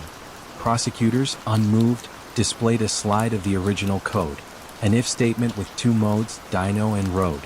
Its logic fit entirely on a single PowerPoint screen, proof that global deception sometimes requires nothing more exotic than Boolean truth. Ferdinand Piech, the patriarch who had once declared that Volkswagen would surpass Toyota, resigned from the supervisory board. CEO Martin Winterkorn followed, expressing deep regret, while insisting he had been unaware of the software's true nature. Lower-level engineers faced criminal indictments. Oliver Schmidt, arrested at a Miami airport during a family vacation layover, eventually received 7 years in U.S. federal prison. Volkswagen set aside $30 billion for buybacks, fines, and refits. The figure dwarfed the research budget that could have solved the emissions problem legitimately. In quiet German suburbs, employees feared job cuts while neighbors whispered about sullied national pride. Assembly line workers who had nothing to do with software watched overtime evaporate. Across the Atlantic, American plaintiffs posed for news cameras beside buyback checks, their relief tempered by lingering distrust. Regulators worldwide tightened protocols, requiring random on-road testing with portable devices, the very method that had toppled the giant. Diesel, once pitched as Europe's climate solution, lost political favor almost overnight. Cities from Paris to Madrid announced future bans on oil-burning cars. Manufacturers pivoted toward electric powertrains at a pace that left supply chains scrambling. In Wolfsburg today, the test facility still hums, but the air carries a different tension. New engineers attend ethics workshops where instructors project the infamous if statement and ask, "At what line would you have spoken up?" The room usually falls silent, engines idling in the background like distant reminders. The clean diesel ads are gone, replaced by slogans about zero-emission futures. Yet the echo of the cheat lingers whenever a company claims to have squared a scientific circle. Somewhere, nestled deep in a control unit, 2 lines of code may still be humming, preserved on forensic servers as digital fossils. Evidence that even the mightiest brand can stumble on the smallest binary choice between truth and performance. The heat of early July 2008 shimmered above 7th Avenue as commuters funneled into Lehman Brothers' Times Square Tower. In the glass-walled 28th-floor Treasury Room, Managing Director Gerard Riley watched a spreadsheet populate in green. Repo 105, day-end balance $49.4 billion. He exhaled. If the figure printed exactly so in the upcoming quarterly report, Wall Street would read fortress liquidity and exhale too. The trick lay in the footnote nobody read, an accounting sleight of hand that shifted tens of billions off the balance sheet for exactly 10 days around each reporting date. Down on 24, senior accountant Matthew Lee frowned at the same number. 7 nights earlier he had combed through confirmations and noticed that the repos were not really short-term loans but temporary asset sales dressed up to look like cash financing. Because the collateral pledged exceeded 105% of borrowed funds, Lehman's auditors allowed it to be treated as a true sale, enabling the bank to tuck liabilities out of sight until the quarter closed. Lee felt the maneuver bent U.S. GAAP like a paperclip. He drafted a 5-page memo to the audit committee, titling it Possible Accelerated Balance Sheet Netting Issues. The language was cautious, the concern was existential. Meanwhile, on the executive floor, CFO Aaron Callan rehearsed talking points for analysts. We've reduced our net leverage from 32 to 24. The magic number would appear alongside calm bar charts and carefully lit photographs of trading screens. CEO Dick Fuld, sleeves crisp, nodded approval. He believed markets punished uncertainty above all. If leverage looked lower, capital would stay. July 9, 8:15 p.m., Matthew Lee slipped the memo under the door of the general counsel. He walked past cubicles where junior analysts still modeled commercial mortgage tranches that buyers no longer wanted. Behind him, the glow of terminals cast long green shadows. From afar the floor resembled a forest lit by strange fireflies. The next morning Lee was invited to a pre-audit alignment with Riley and 2 Ernst & Young partners. The mood was cordial until Lee cited paragraph 9 of FAS 140. Riley's smile thinned. One auditor said, "The transactions meet legal opinion thresholds. Let's not chase hypotheticals." Lee left the room trailing silence. Within a week he received notice that his position had been eliminated in a cost review. August brought storm clouds that refused to break. Lehman stock, once $80, clung near $16. Short sellers questioned opaque real estate marks. CNBC panel speculated on liquidity. Inside Treasury, Riley scheduled a fresh batch of Repo 105s, codenamed Raven, to reduce quarter-end liabilities by another $32 billion. Barclays in London agreed to provide funding at 4%. In exchange, Lehman shipped over AAA-rated government bonds. A legal opinion from British firm Linklaters blessed the sale treatment. An opinion U.S. counsel would not issue, but British law sufficed for the footnote. September 7, Treasury received news that Fannie and Freddie were heading into federal conservatorship. Bond spreads yawned. Repo counterparties began asking for more margin. Riley felt his margins of safety narrowing like alley walls. He called operations, "Push Raven earlier, have it off our books by the 10th. At 4:03 a.m. on September 8, operations completed the wire transfer.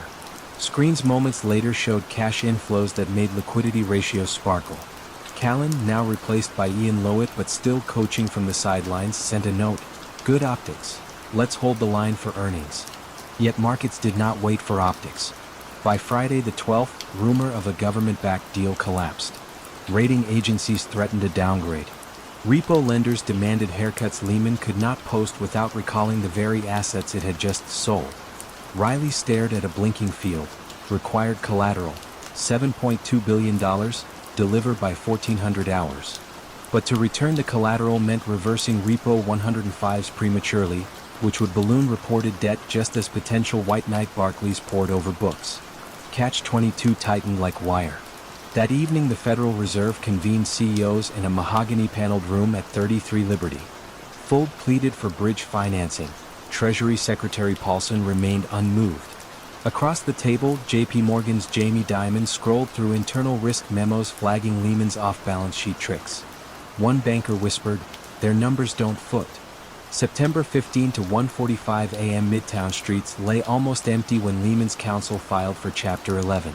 Employees arriving at dawn found plywood over revolving doors and security guards handing out packets labeled "Separation Information." In cubicles still warm from overnight traders, mugs sat half full, screens still logged in. The bronze bull on Fuld's desk. a gift from his first trading year, was packed into a banker's box. Weeks later, bankruptcy examiner Anton Volukis began sifting 350 million pages of emails, term sheets, and instant messages. He zeroed in on Riley's spreadsheets and Linklater's opinion.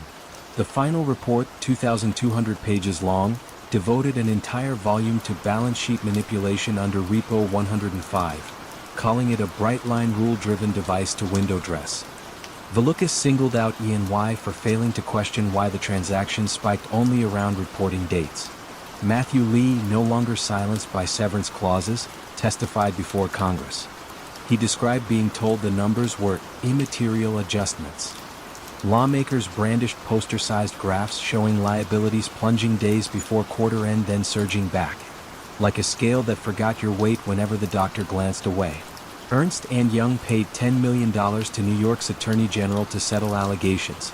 Class action suits drained more. Dick Fuld, grilled on Repo 105, replied, "I was not aware of its accounting implications." Many found the answer colder than December wind that now whipped through empty floors once buzzing at 4 a.m. Today, the Times Square Tower houses a media startup. In a corner elevator shaft, faint adhesive outlines still spell "ouch." Tour guides rarely mention the vanished bank, but old traders passing by sometimes glance up at the 28th floor windows and remember those shining green cells, the numbers that balanced only because they were hidden on the other side of midnight. The lesson lingers like the echo of a closing service bell. Liquidity can be staged, leverage can be disguised, but sooner or later funding desks and repo counterparties call time. And a switch flipped for 10 days is still part of the clock every other day. Proof that in finance, the easiest numbers to fake are often the ones everyone most wants to believe. London wakes early, but the trading floor of Barclays Canary Wharf Tower wakes earlier. At 5:15 a.m. the lights rise automatically, illuminating rows of screens that still glow with Asian market prices. Junior money market dealers sip instant coffee, fingers poised over keyboards that can move billions in the space of a breath. Above them, in a glass-walled corner office, sits the man they call Big Tone, a derivatives veteran who speaks in half sentences and places bets faster than most people tie their shoes. Yet even he pauses each morning for a brief ritual that seems almost quaint. He emails a single number to the British Bankers Association. That number, expressed to 3 decimal places, is Barclays' estimate of what it might have to pay to borrow unsecured cash for 3 months in dollars. Dozens of other banks perform the same ritual. A clearinghouse trims off the outliers, averages the rest, and publishes the London Interbank Offered Rate, LIBOR, at precisely 11:45 a.m. The figure looks modest, barely above or below 1%, but contracts worth $350 text trillion hinge on its tiny oscillations. Mortgages in Manchester, student loans in Minnesota, swaps in Singapore.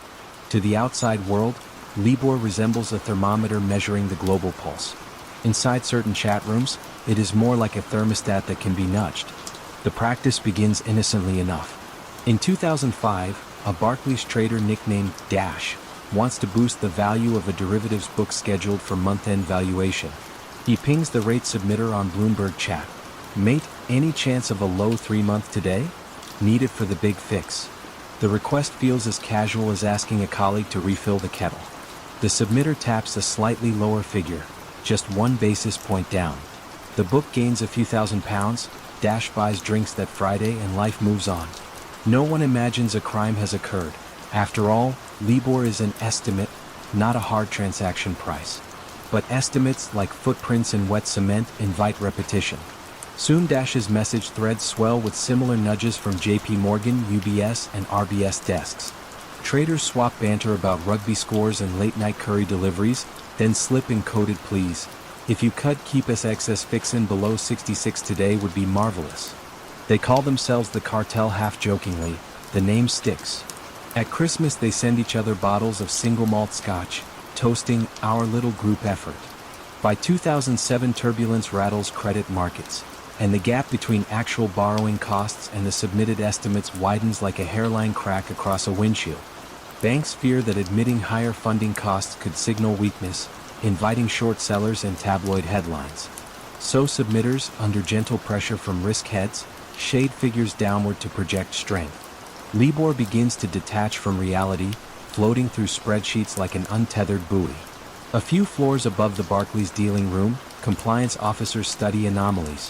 One bank's estimate consistently lower than its peers, another edging high only when a certain trader's book would benefit. They draft memos marked confidential but find little appetite for confrontation. Industry standard, a director mutters, capping the conversation like a Tupperware lid. The reckoning starts with a Freedom of Information request filed by a Canadian journalist who notices that LIBOR barely budged during the worst days of the 2008 panic. Economists at the Wall Street Journal crunch raw data, concluding that reported rates are too good to be true. The article sparks regulatory curiosity on both sides of the Atlantic. Word of informal chats and scotch bottles leaks out. In December 2011, agents from the UK's Financial Services Authority walk into Barclays, Canary Wharf, badges displayed, and ask to see archived Bloomberg conversations. Investigators read the logs in stunned silence. The dialogues are equal parts locker room humor and surgical precision. Dude, I owe you big time. 5-year swap book looks sexy. No worries, send me some love tomorrow. Lawyers note dates, times, and profit tallies. Each nudge appears microscopic, yet aggregated over years, the distortion siphoned millions from pension funds and municipalities locked into floating rate contracts. A sleepy benchmark, once built on gentleman's honor, now resembles a rigged carnival wheel. In June 2012, Barclays agrees to pay £290 million in fines and releases a terse apology admitting misconduct. CEO Bob Diamond, hailed months earlier as a visionary, appears before Parliament under television lights that bleach the color from his face. MPs ask whether he knew LIBOR was being massaged. He responds with phrases like, "I don't recall the specific context," and "the behavior was inconsistent with our culture." His testimony lasts 6 hours. His resignation email takes 6 sentences. Other banks fall next. Deutsche, Citi, Rabobank, each settlement more staggering than the last. A UBS trader in Zurich receives 11 years in prison, his chat logs displayed to jurors like incriminating postcards. In the U.S., the city of Baltimore sues J.P. Morgan for lost interest on municipal bonds. The phrase "basis point shaving" enters mainstream news, accompanied by graphics of tiny razors slicing through percentage bars. Regulators scrap the old submission system, shifting toward benchmarks based on actual transactions. Yet overnight reform proves tricky. Entire markets must relearn their arithmetic. Meanwhile, professors cite LIBOR in ethics lectures, warning that cultural drift can turn polite estimation into global fraud. They project excerpts from the chat rooms and ask students whether any single message looks catastrophic. Most admit it does not, until you see all of them at once. Back in Canary Wharf, the rate desk occupies a smaller footprint. Walls that once echoed with banter now display compliance reminders and hotline numbers. At 11:45 a.m. a clerk still notes the day's benchmark, but fewer traders bother to glance up. LIBOR will sunset in 2023, replaced by SOFR, SONIA, and other acronyms devised to be tamper-proof. The old rate will linger only in legacy contracts and cautionary tales. As dusk settles over the Thames, Big Tone stands by the window watching office lights switch off in neighboring towers.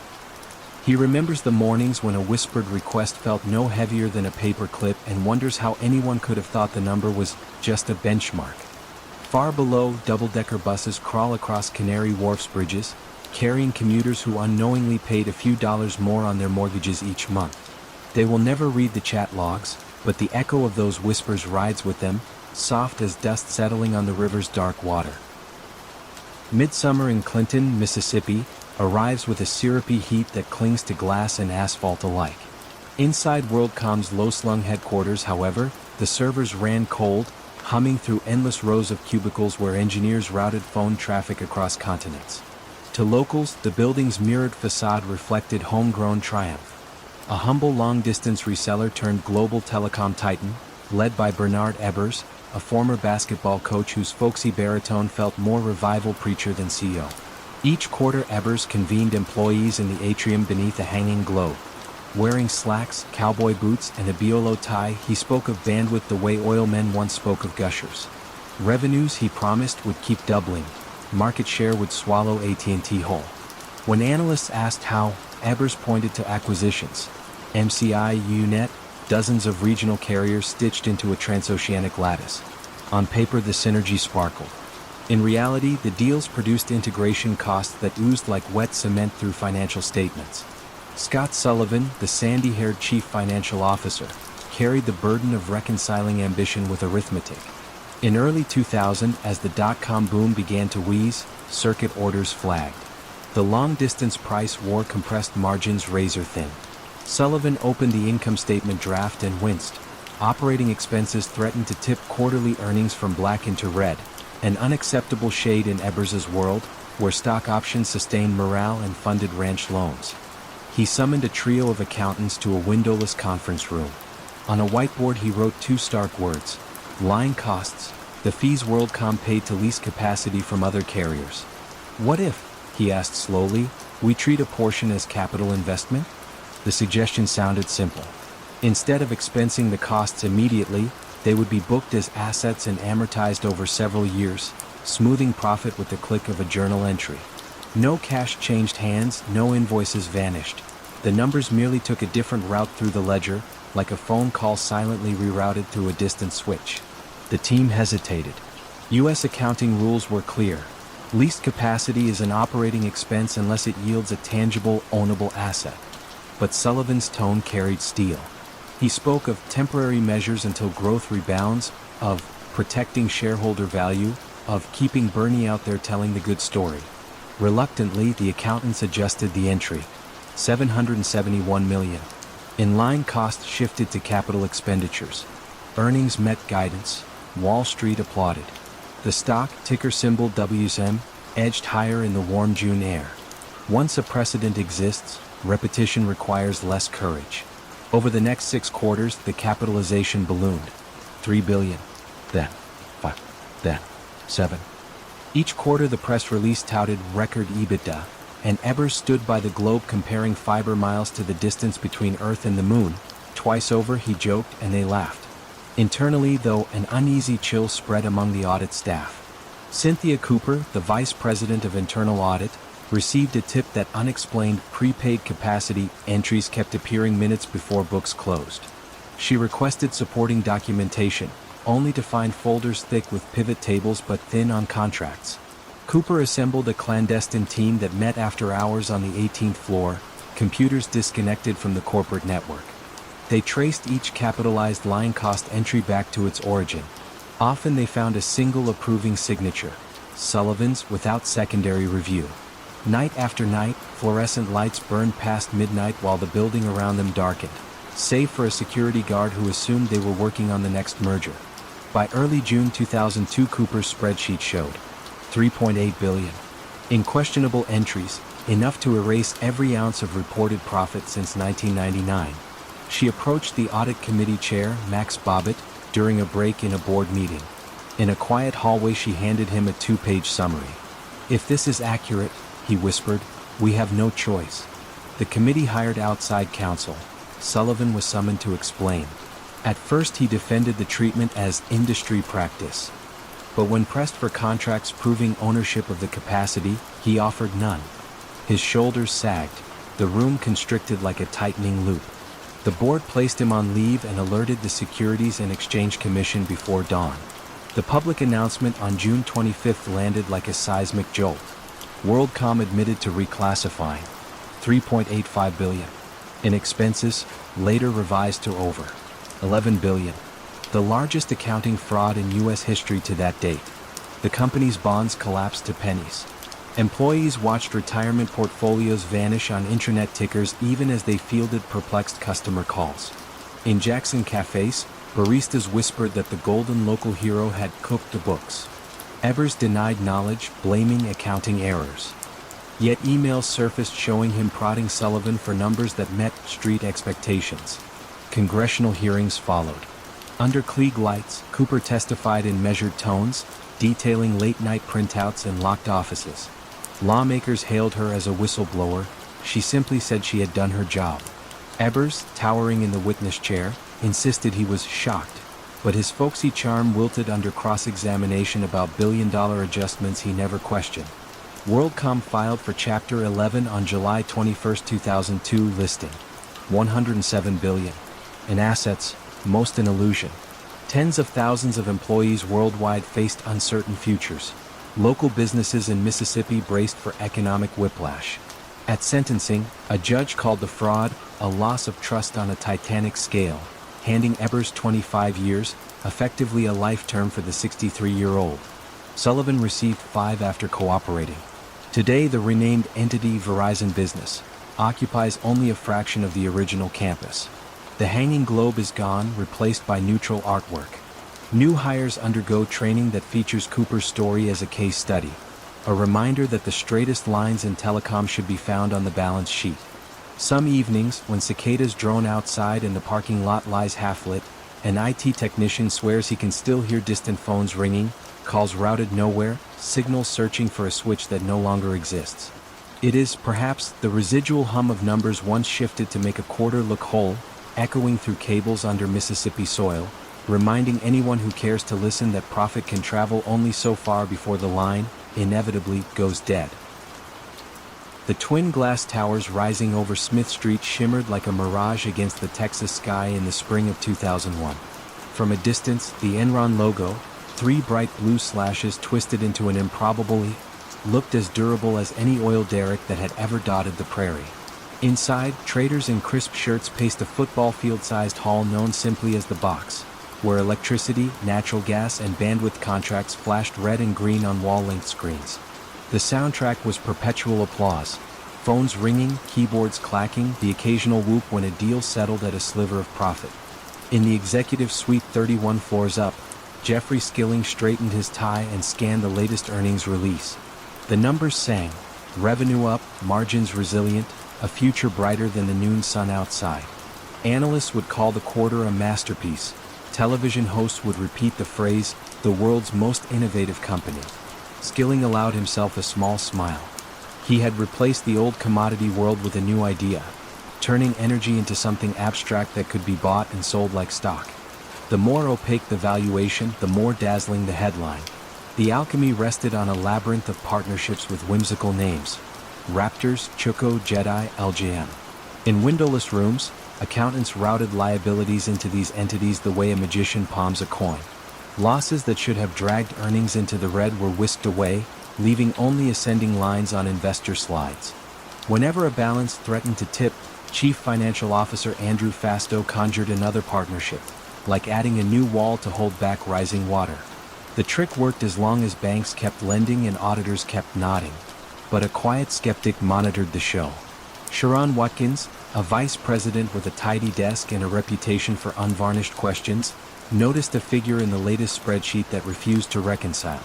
A partnership reported equity growth that exceeded its assets by the exact amount of a recently transferred loss. She traced the entry through layers of ledgers until the trail dead-ended at a line labeled, guaranteed by Enron stock. It dawned on her that the company's soaring share price was the keystone. If it ever sagged, the arch would crumble. Watkins penned a memo to Skilling, couched in cautious language. "I am nervous," she wrote, "that we will implode in a wave of accounting scandals." She expected either gratitude or rebuke. Instead, her note was met with a corporate shrug, an invitation to meet, a promise to review, then silence. The trading floor resumed its frenzy. The stock price climbed another few dollars. Yet the memo lingered like a hairline crack in tempered glass. Over the summer, a darker wind swept the market. California's rolling blackouts, the dot-com crash, and murmurs about the Federal Reserve tightening credit shook investor faith. Enron shares, once above $90, slipped below $60. That single-digit change mattered. Many partnership guarantees would activate if the price closed under $50. Fastow convened emergency calls with bankers to renegotiate covenants. His tone remained breezy, but perspiration dotted his collar. He reassured lenders that Enron's risk models were bulletproof. Few noticed that each call ended with a new plea for short-term cash. In October, an analyst on a group conference call asked Skilling a simple question: "How exactly does Enron make its money?" The line crackled as though embarrassed. Skilling's reply, "Where the good guys rip, mix, and burn," elicited polite laughter, but the analyst pressed again. Frustration flickered across Skilling's face. He muttered under his breath, thinking the microphone muted, "What in—" The insult leaped, joining a chorus of doubts. That afternoon, the Wall Street Journal published an article titled, "Is Enron Enigmatic or Endangered?" The stock dipped below $40. Auditors from Arthur Andersen arrived to review the third quarter results. They found a stack of off-balance sheet obligations that dwarfed the company's reported profits. Fasto argued they were hedged. The lead auditor hesitated, careers and client fees balanced on his clipboard. In the end, Andersen signed, but the signature trembled. Weeks later, the firm would shred thousands of Enron documents in locked conference rooms. The pages fed into whirring machines like dry leaves into a bonfire. On November 8, Enron stunned Wall Street with a sudden $613 million loss and an admission that $1.2 billion of shareholder equity had evaporated through structured transactions. Trading screens once alive with color went dark as counterparties halted deals, demanding cash collateral.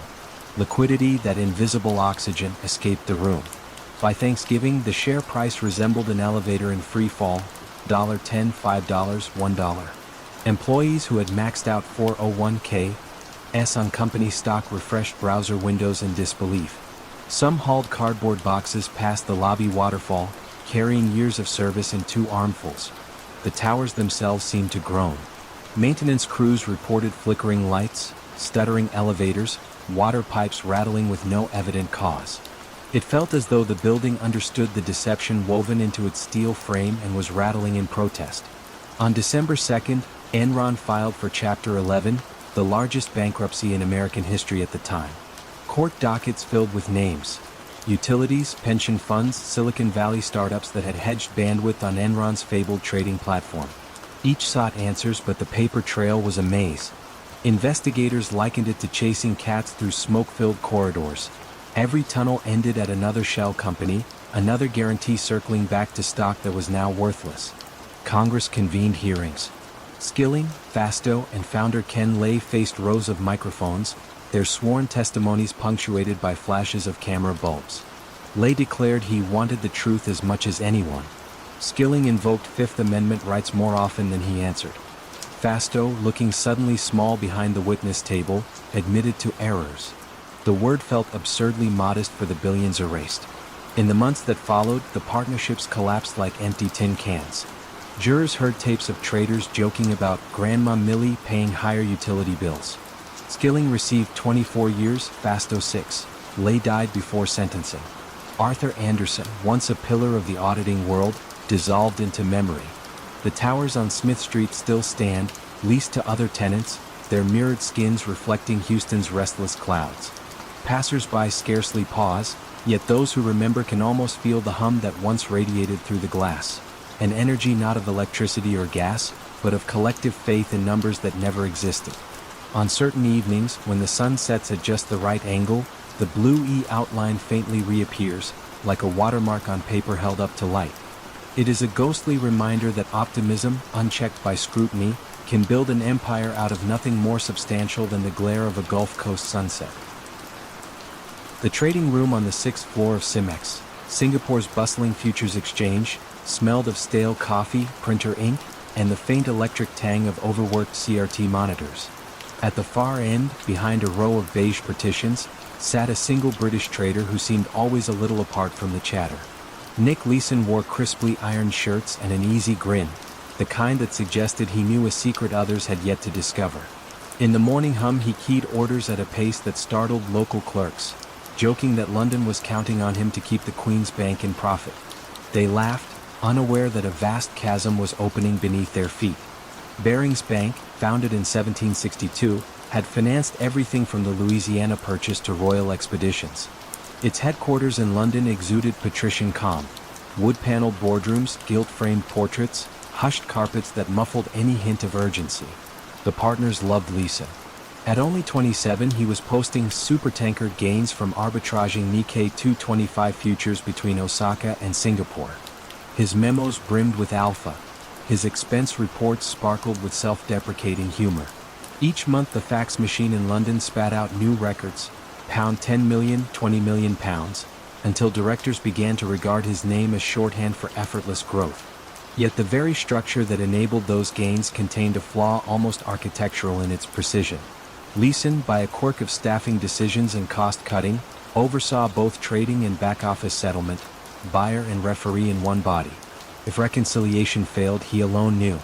And so, on an otherwise forgettable afternoon in July 1992, he opened an error account numbered 88,888, 5 lucky eights, as local superstition favored. The account's ostensible purpose was to park minor mismatches until paperwork caught up. In practice, it became a black hole where losing trades vanished from management reports. At first the sums were small, a mispriced option here, a mistimed spread there. Leeson assured himself he was smoothing volatility, protecting the bank's reputation until the trades corrected. But markets seldom oblige heroic narratives. By late 1993 the Nikkei sagged under recessionary tremors, and the error account swelled past £100 million in hidden losses. Each dawn, confronted with red ink, Leeson doubled down, selling volatility, longing futures, betting that Japan would rebound any day now. His screen glowed with positions layered like a precarious wedding cake. London remained none the wiser. The monthly profit faxes still arrived, because Leeson sent them, net of the 88,888 abyss. Auditors in pinstriped suits visited Singapore and left satisfied after quick interviews and carefully choreographed printouts. The trader's charm, plus a back office that answered to him, eased any lingering doubt. One auditor later confessed that Leeson seemed too earnest to deceive, a soft-spoken authority amid the clamor of gongs and shouted orders. In January 1995 the Kobe earthquake shattered more than buildings. The Nikkei lurched downward, volatility exploded. Leeson, already leveraged beyond reason, placed a colossal bet on a swift recovery, long 20,000 March futures contracts, short straddles expecting calm. He titled the internal memo, Operation Nikkei 20,000, as if naming the gamble could will it into truth. Instead, aftershocks rattled markets and the index kept falling. The error account bled £200 million, then £500 million. By mid-February, total hidden losses approached £800 million, twice Baring's capital. Sleep deserted him. Colleagues recalled a sudden hollowness in his laughter, a new pallor under fluorescent lights. Each morning he wired margin calls using forged signatures, routing cash from London to Singapore with carefully coded requests. Urgent client settlement, please process immediately. London obliged, impressed by the rapid turnover of what they believed were profitable trades. Meanwhile, Leeson crafted daily reconciliation sheets that balanced only because he willed them to. On Sunday, February 26, 1995, he walked into his office before dawn, stared at the Nikkei futures screen, and realized the tide would not turn. The account stood at £827 million in the red. He typed a brief note, "I'm sorry," placed it on his desk and caught a flight to Kuala Lumpur, leaving his wife and his passport under a false name. Within hours the Singapore staff discovered the note and the cavernous hole behind account 88888. Faxes to London dissolved the bank's serenity like acid. In London, the chairman called an emergency meeting. Partners who had spent decades polishing Baring's gilt edges now stared at spreadsheets that looked like clinical death reports. They reached out to the Bank of England for a rescue, but the number, £827 million, outstripped available lifelines. By Monday evening, television crews filmed employees carrying cardboard boxes past the lion crest carved above Baring's marble entrance. A 233-year-old institution had failed because one man, armed with unchecked access and a self-justifying narrative, had believed he could outtrade misfortune. Leeson was arrested in Frankfurt, extradited to Singapore, and sentenced to 6.5 years.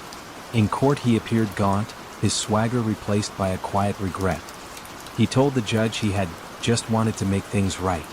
The phrase echoed through financial circles as both confession and cautionary epitaph. Baring's assets were sold to ING for a ceremonial £1, less than the price of a sandwich in the city. Regulators around the globe rewrote their manuals. Segregation of duties, real-time margin surveillance, and risk committees became standard rather than optional. Business schools dissected Leeson's path not as a tale of sophistication but of mundane control failure. One password too many, one question too few. Today, visitors to the former Baring's lobby find only the neutral branding of a newer tenant. The lion crest was removed, yet faint outlines remain if you know where to look, like a watermark of hubris. In Singapore, Cimex has long since upgraded to flat screens and algorithmic checks. Account number 88,888 can never exist again.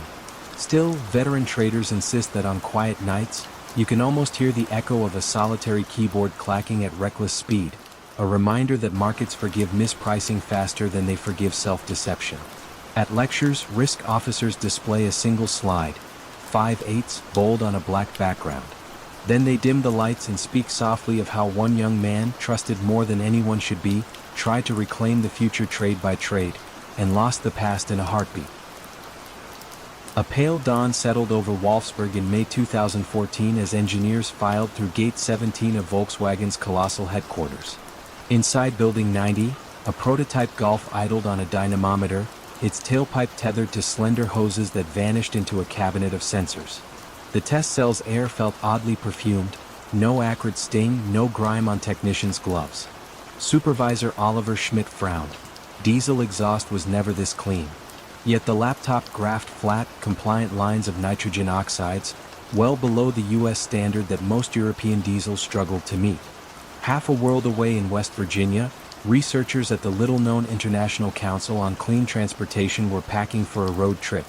They planned to drive 2 clean diesel Volkswagens and a BMW from San Diego to Seattle, gathering emissions data in real-world traffic. The project was modest, its budget barely enough for gas, motels, and burritos. But if the cars proved as green on highways as they did in labs, regulators might relax rules and diesel could gain a foothold in America. That was the idea, simple, even optimistic. After 1,300 miles, the optimism curdled. On climbs through Big Sur and descents into Oregon pine valleys, the Volkswagens emitted up to 35 times the legal NOx limit. The BMW stayed within bounds. Convinced their sensors were faulty, the students recalibrated and drove back south. The results held: Jekyll and Hyde cars, angelic in the lab, poisonous on the road. A quiet alarm bell began to ring. Meanwhile, in Wolfsburg, software team lead Axel E., known for his meticulous notebooks, received a terse email: ensure acoustic function not detectable. The acoustic function, he knew, was the defeat device hidden deep in engine control code. It compared steering angle, barometric pressure, speed, and duration to a signature pattern. Stationary front wheels, rear spinning, a lab test. When those clues aligned, the program flipped to dyno mode, dialing back fuel and throttling exhaust. Outside that envelope, it reopened valves, preserving engine pep at the cost of spewing NOx. The cheat had started almost a decade earlier. A quick fix after engineers realized the new EA189 engine could not hit the stringent American standard without costly hardware. A senior manager allegedly muttered, "We must not lose the US launch." That phrase became mantra. Each model year the code was tweaked, cloaked, renamed. Nobody wrote "defeat device" in an email again. Instead they called it the switch, the auxiliary emission strategy, or most cryptically, ECD number 23. In early 2015, the West Virginia team presented its baffling findings to the California Air Resources Board, CRB. Regulators assumed a recall or minor fix would follow. Volkswagen's American engineers, blindsided, conferred with headquarters. Official responses cited unexpected driving conditions, poor diesel quality, perhaps customer modifications. Letters grew longer, explanations thinner. CARB's patience wore through. They threatened to withhold certification for the upcoming model year unless VW found the specific technical cause. Pressure tunneled through the hierarchy to a conference room in Wolfsburg one sweltering July afternoon. Documents later revealed an engineer warned, "We have a software-based defeat device." Silence pooled around the table. Another voice asked, "Can we calibrate out of this?" A grim shake of the head. Hardware fix only, roughly €300 per car, 11 million cars. The numbers spiraled. Billions in retooling, billions in fines, the brand's immaculate efficiency myth shattered. Yet the meeting adjourned without resolution. Executives dispersed, hoping perhaps for a loophole or diplomatic solution.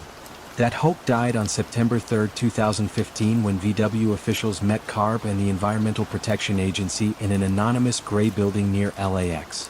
Across a laminate table, regulators repeated their question. This time VW's emissaries conceded. Yes, their diesels contained undisclosed software that altered emissions during testing.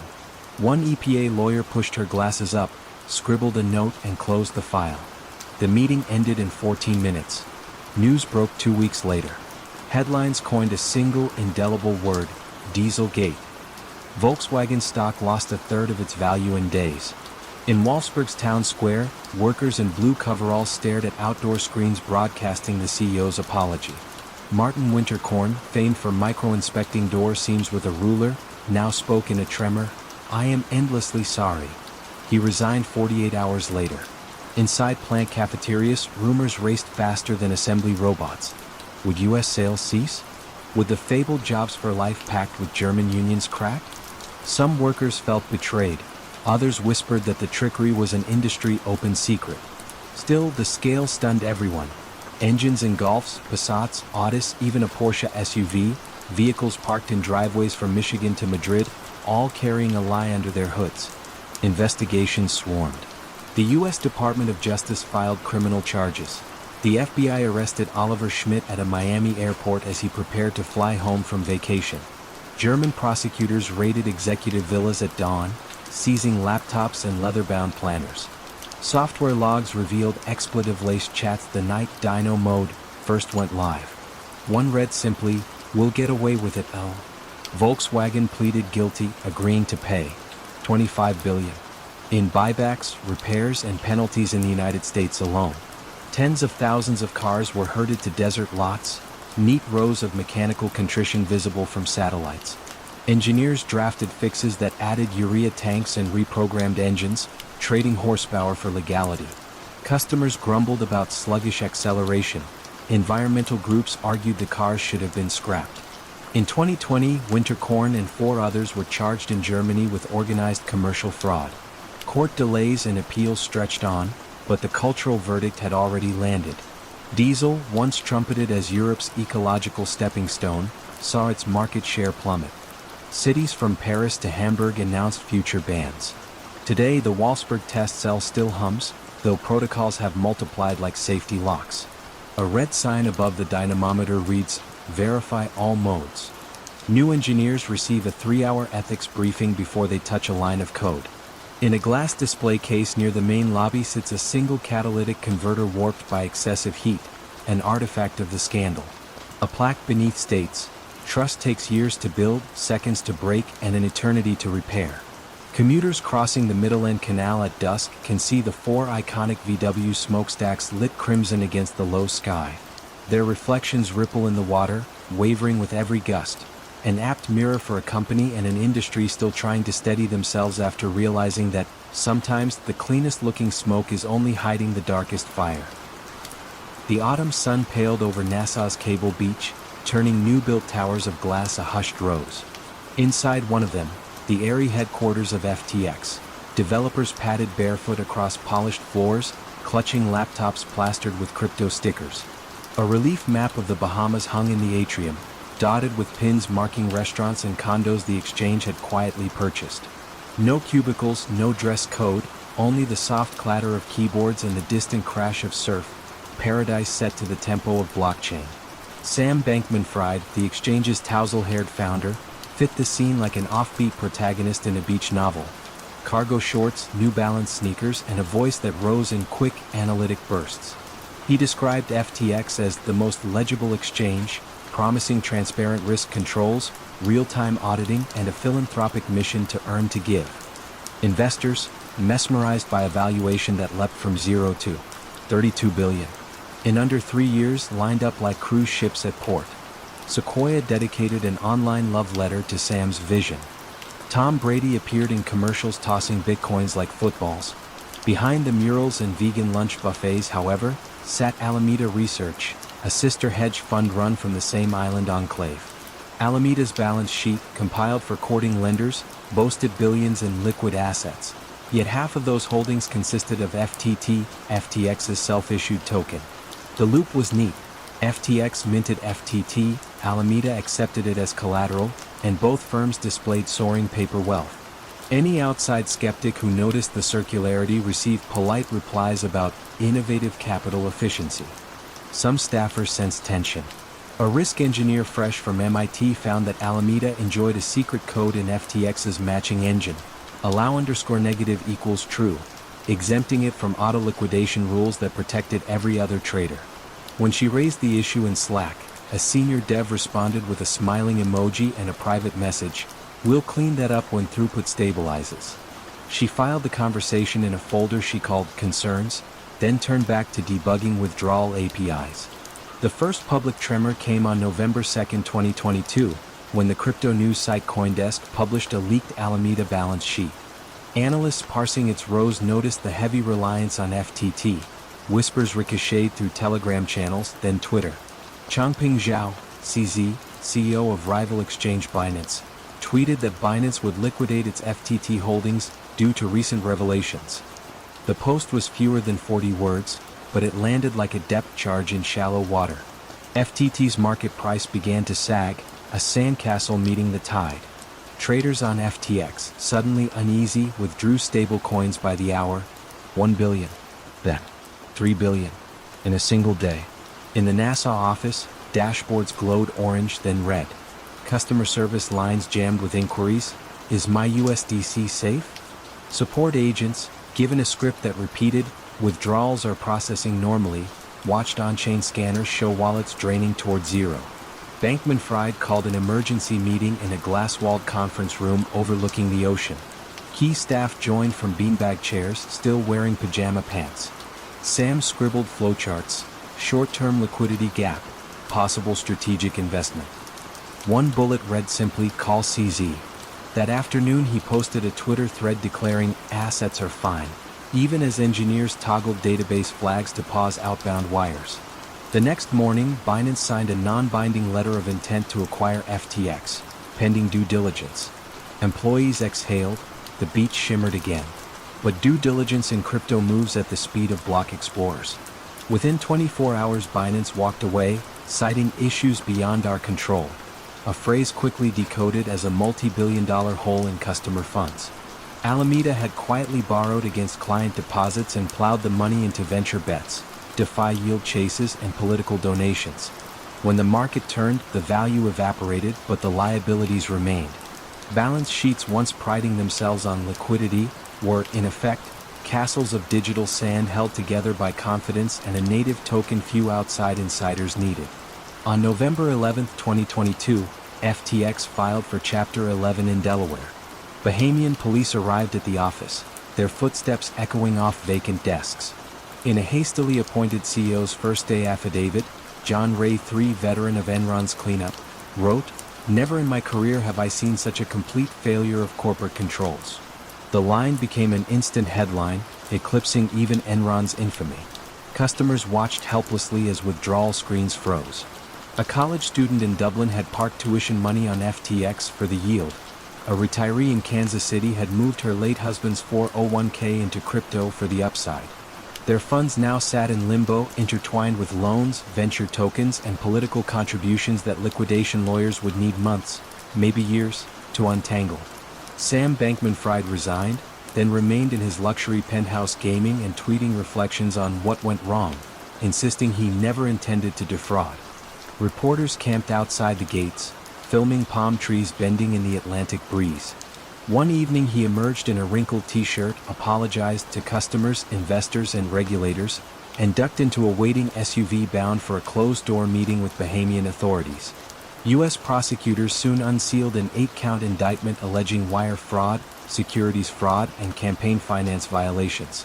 In court filings, developers disclosed the allow_negative flag, the backdoor transfer of $1 billion in deposits, and the post-collapse Signal chat where executives attempted to coordinate stories.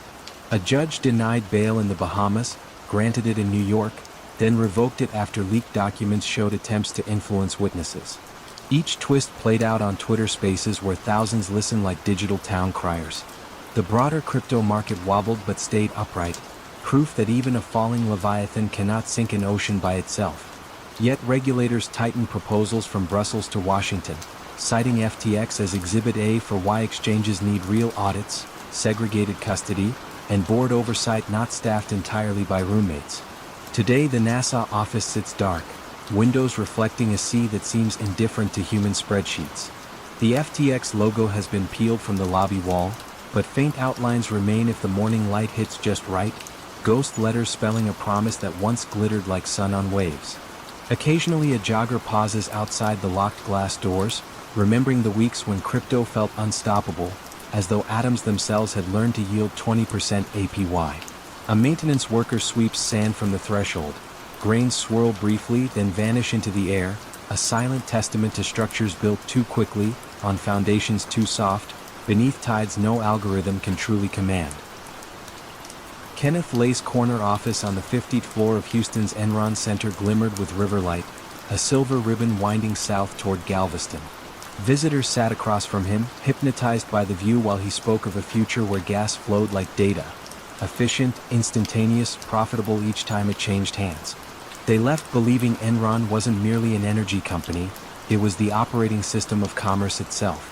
3 floors below, a slender accountant named Sharon Watkins studied a spreadsheet whose sums refused to settle. The line item was called Raptors, a friendly nickname masking hundreds of millions in obligations tucked inside partnerships with whimsical names. LJM, Chuko, Whitewing. The cells glowed green, yet the cash behind them seemed to hover like mirage water over hot asphalt. Watkins printed the file, circled 2 columns, and slipped the pages into her bag, unease spreading through her chest like slow ink. That same evening, CFO Andrew Fastow led bankers from Chase and Merrill through a private tour of Enron's trading floor. Rows of curved monitors displayed real-time prices for electricity, bandwidth, even weather futures. Traders in headsets barked buy or sell orders as if conducting invisible orchestras. Fastow pointed to a wall of graphs climbing steadily upward. Volatility is opportunity, he told the bankers, voice smooth as oiled gears. The bankers nodded, their own bonuses already mapping themselves in the mind. Weeks later, journalist Bethany McLean dialed Enron's investor relations hotline from a cramped cubicle at Fortune magazine. She had one simple question: how exactly does Enron make its money? The spokesman's answer wandered through jargon, arbitrage capture, regulatory optimization, without ever landing. McLean hung up, eyebrows knitting. She opened Enron's latest 10K filing. Footnotes sprawled for pages, a thicket of entities blooming offshore. She began marking them with sticky flags, pink for partnerships, yellow for guarantees, blue for anything that simply felt odd. The documents soon resembled a bedraggled peacock. Inside Enron, optimism remained choreographed. Lay announced a new headquarters, 2 glass towers to be christened Enron 2. Employees cheered. In the cafeteria, posters urged them to buy company stock for retirement. Each paycheck saw more shares funneled into 401k plans. One engineer joked that diversifying in Houston meant owning Enron and living in an Enron power department. Laughter followed, comfortable, trusting. Sharon Watkins did not laugh.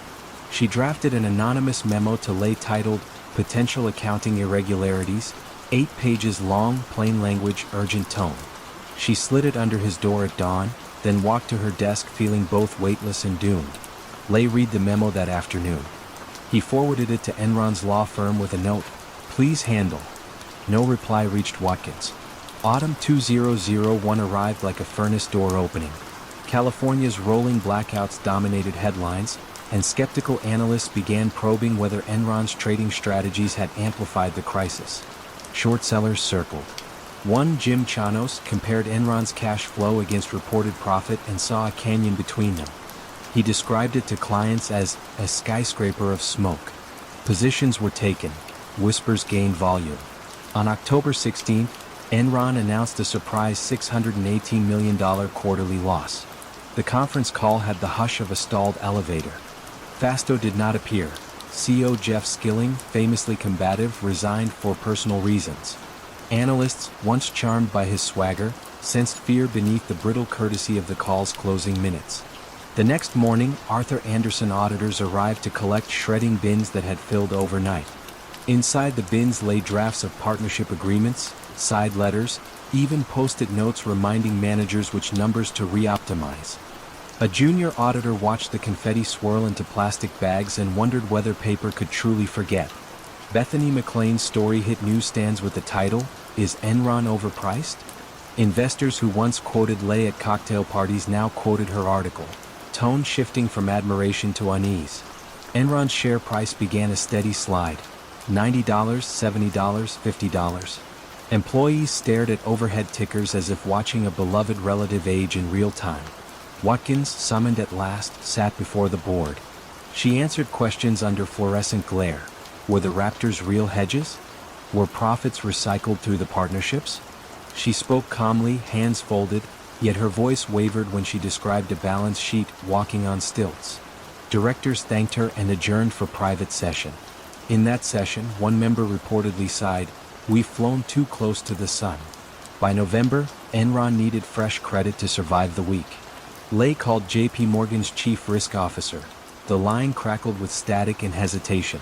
Credit rating agencies convened emergency committees and within 48 hours marked Enron as junk. The downgrade triggered debt covenants like rows of collapsing dominoes. Cash evaporated. Employees evacuated their savings plans, only to discover trading windows were locked. The cafeteria posters remained, ghostly encouragements to buy more. Payphones in the lobby filled with staff calling spouses, voices tight, saying words they never thought they'd need, "We might lose it all." December 2, 2001. Enron filed for Chapter 11, the largest bankruptcy in U.S. history at that moment.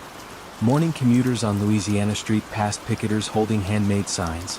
"Enron stole my pension," while reporters adjusted camera angles to frame the crumbling logo above the revolving doors.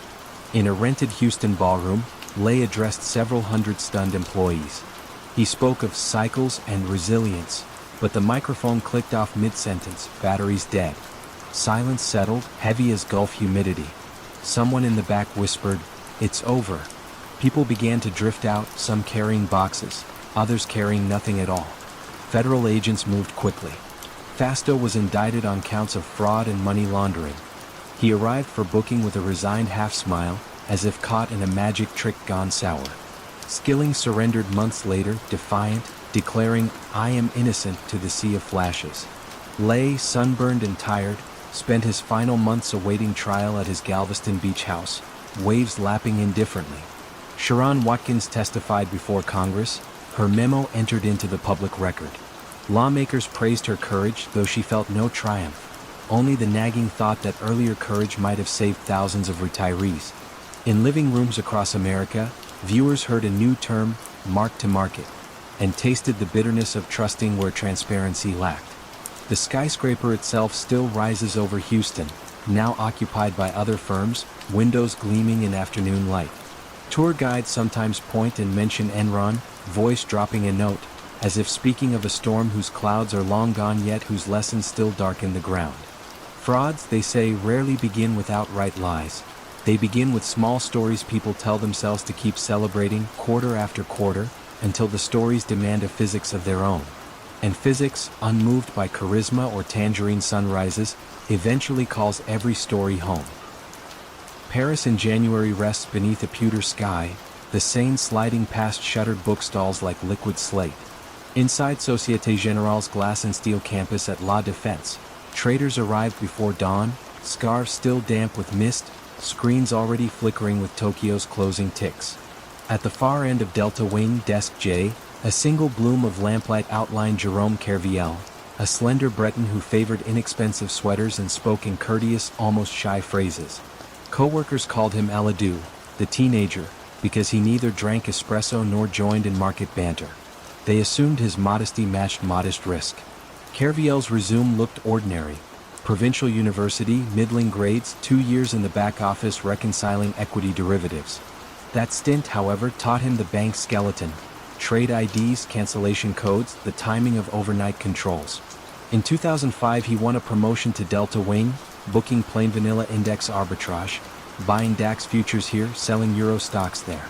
The job paid well enough. Still, the city's cafes buzzed with tales of bonus-fed real estate bids. Ambition, once a whisper, grew louder each quarter. Screens flashed green for colleagues on sexier desks. The first step over the line was small. A forward contract backdated a single day to convert a paper loss into a wash. Controls caught it, flagged error, and compliance asked for documentation.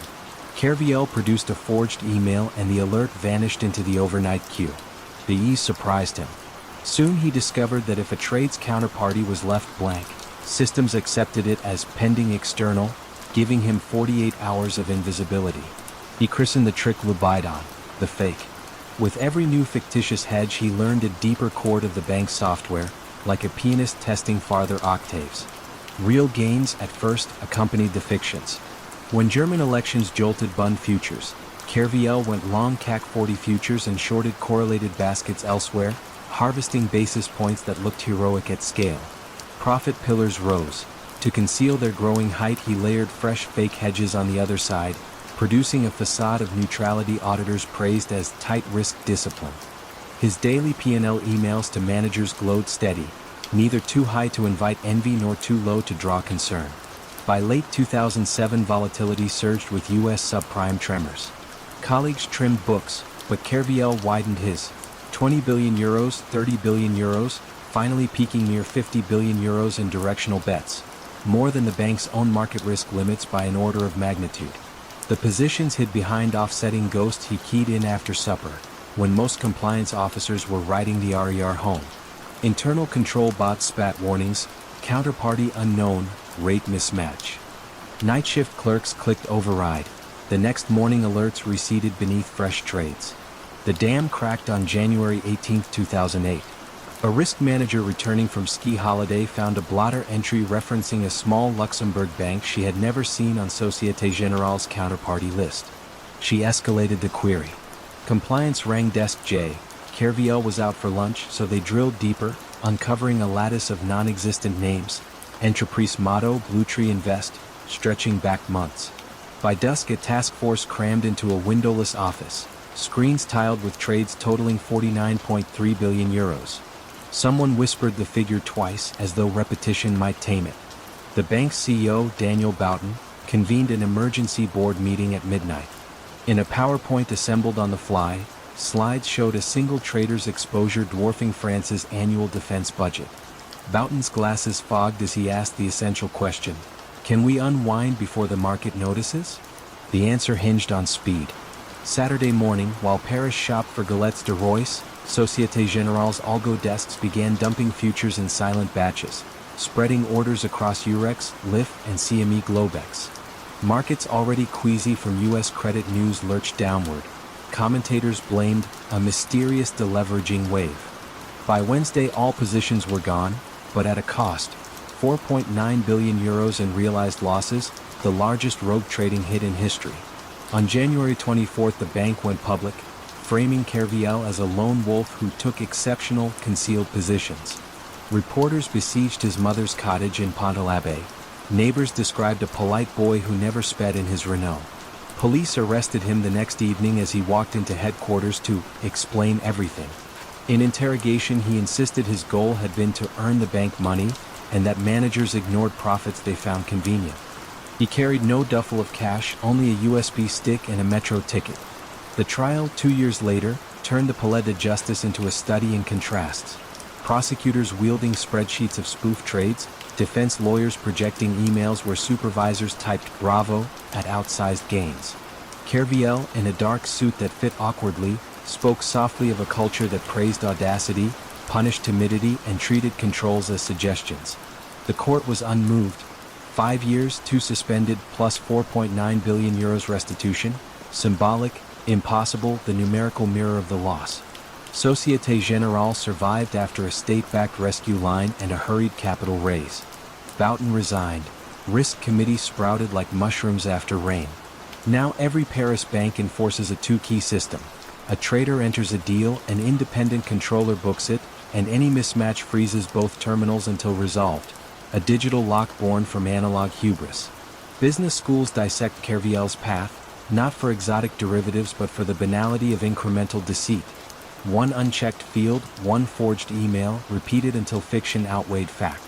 Today Kerviel walks free, giving lectures on ethics to audiences divided between skepticism and morbid curiosity.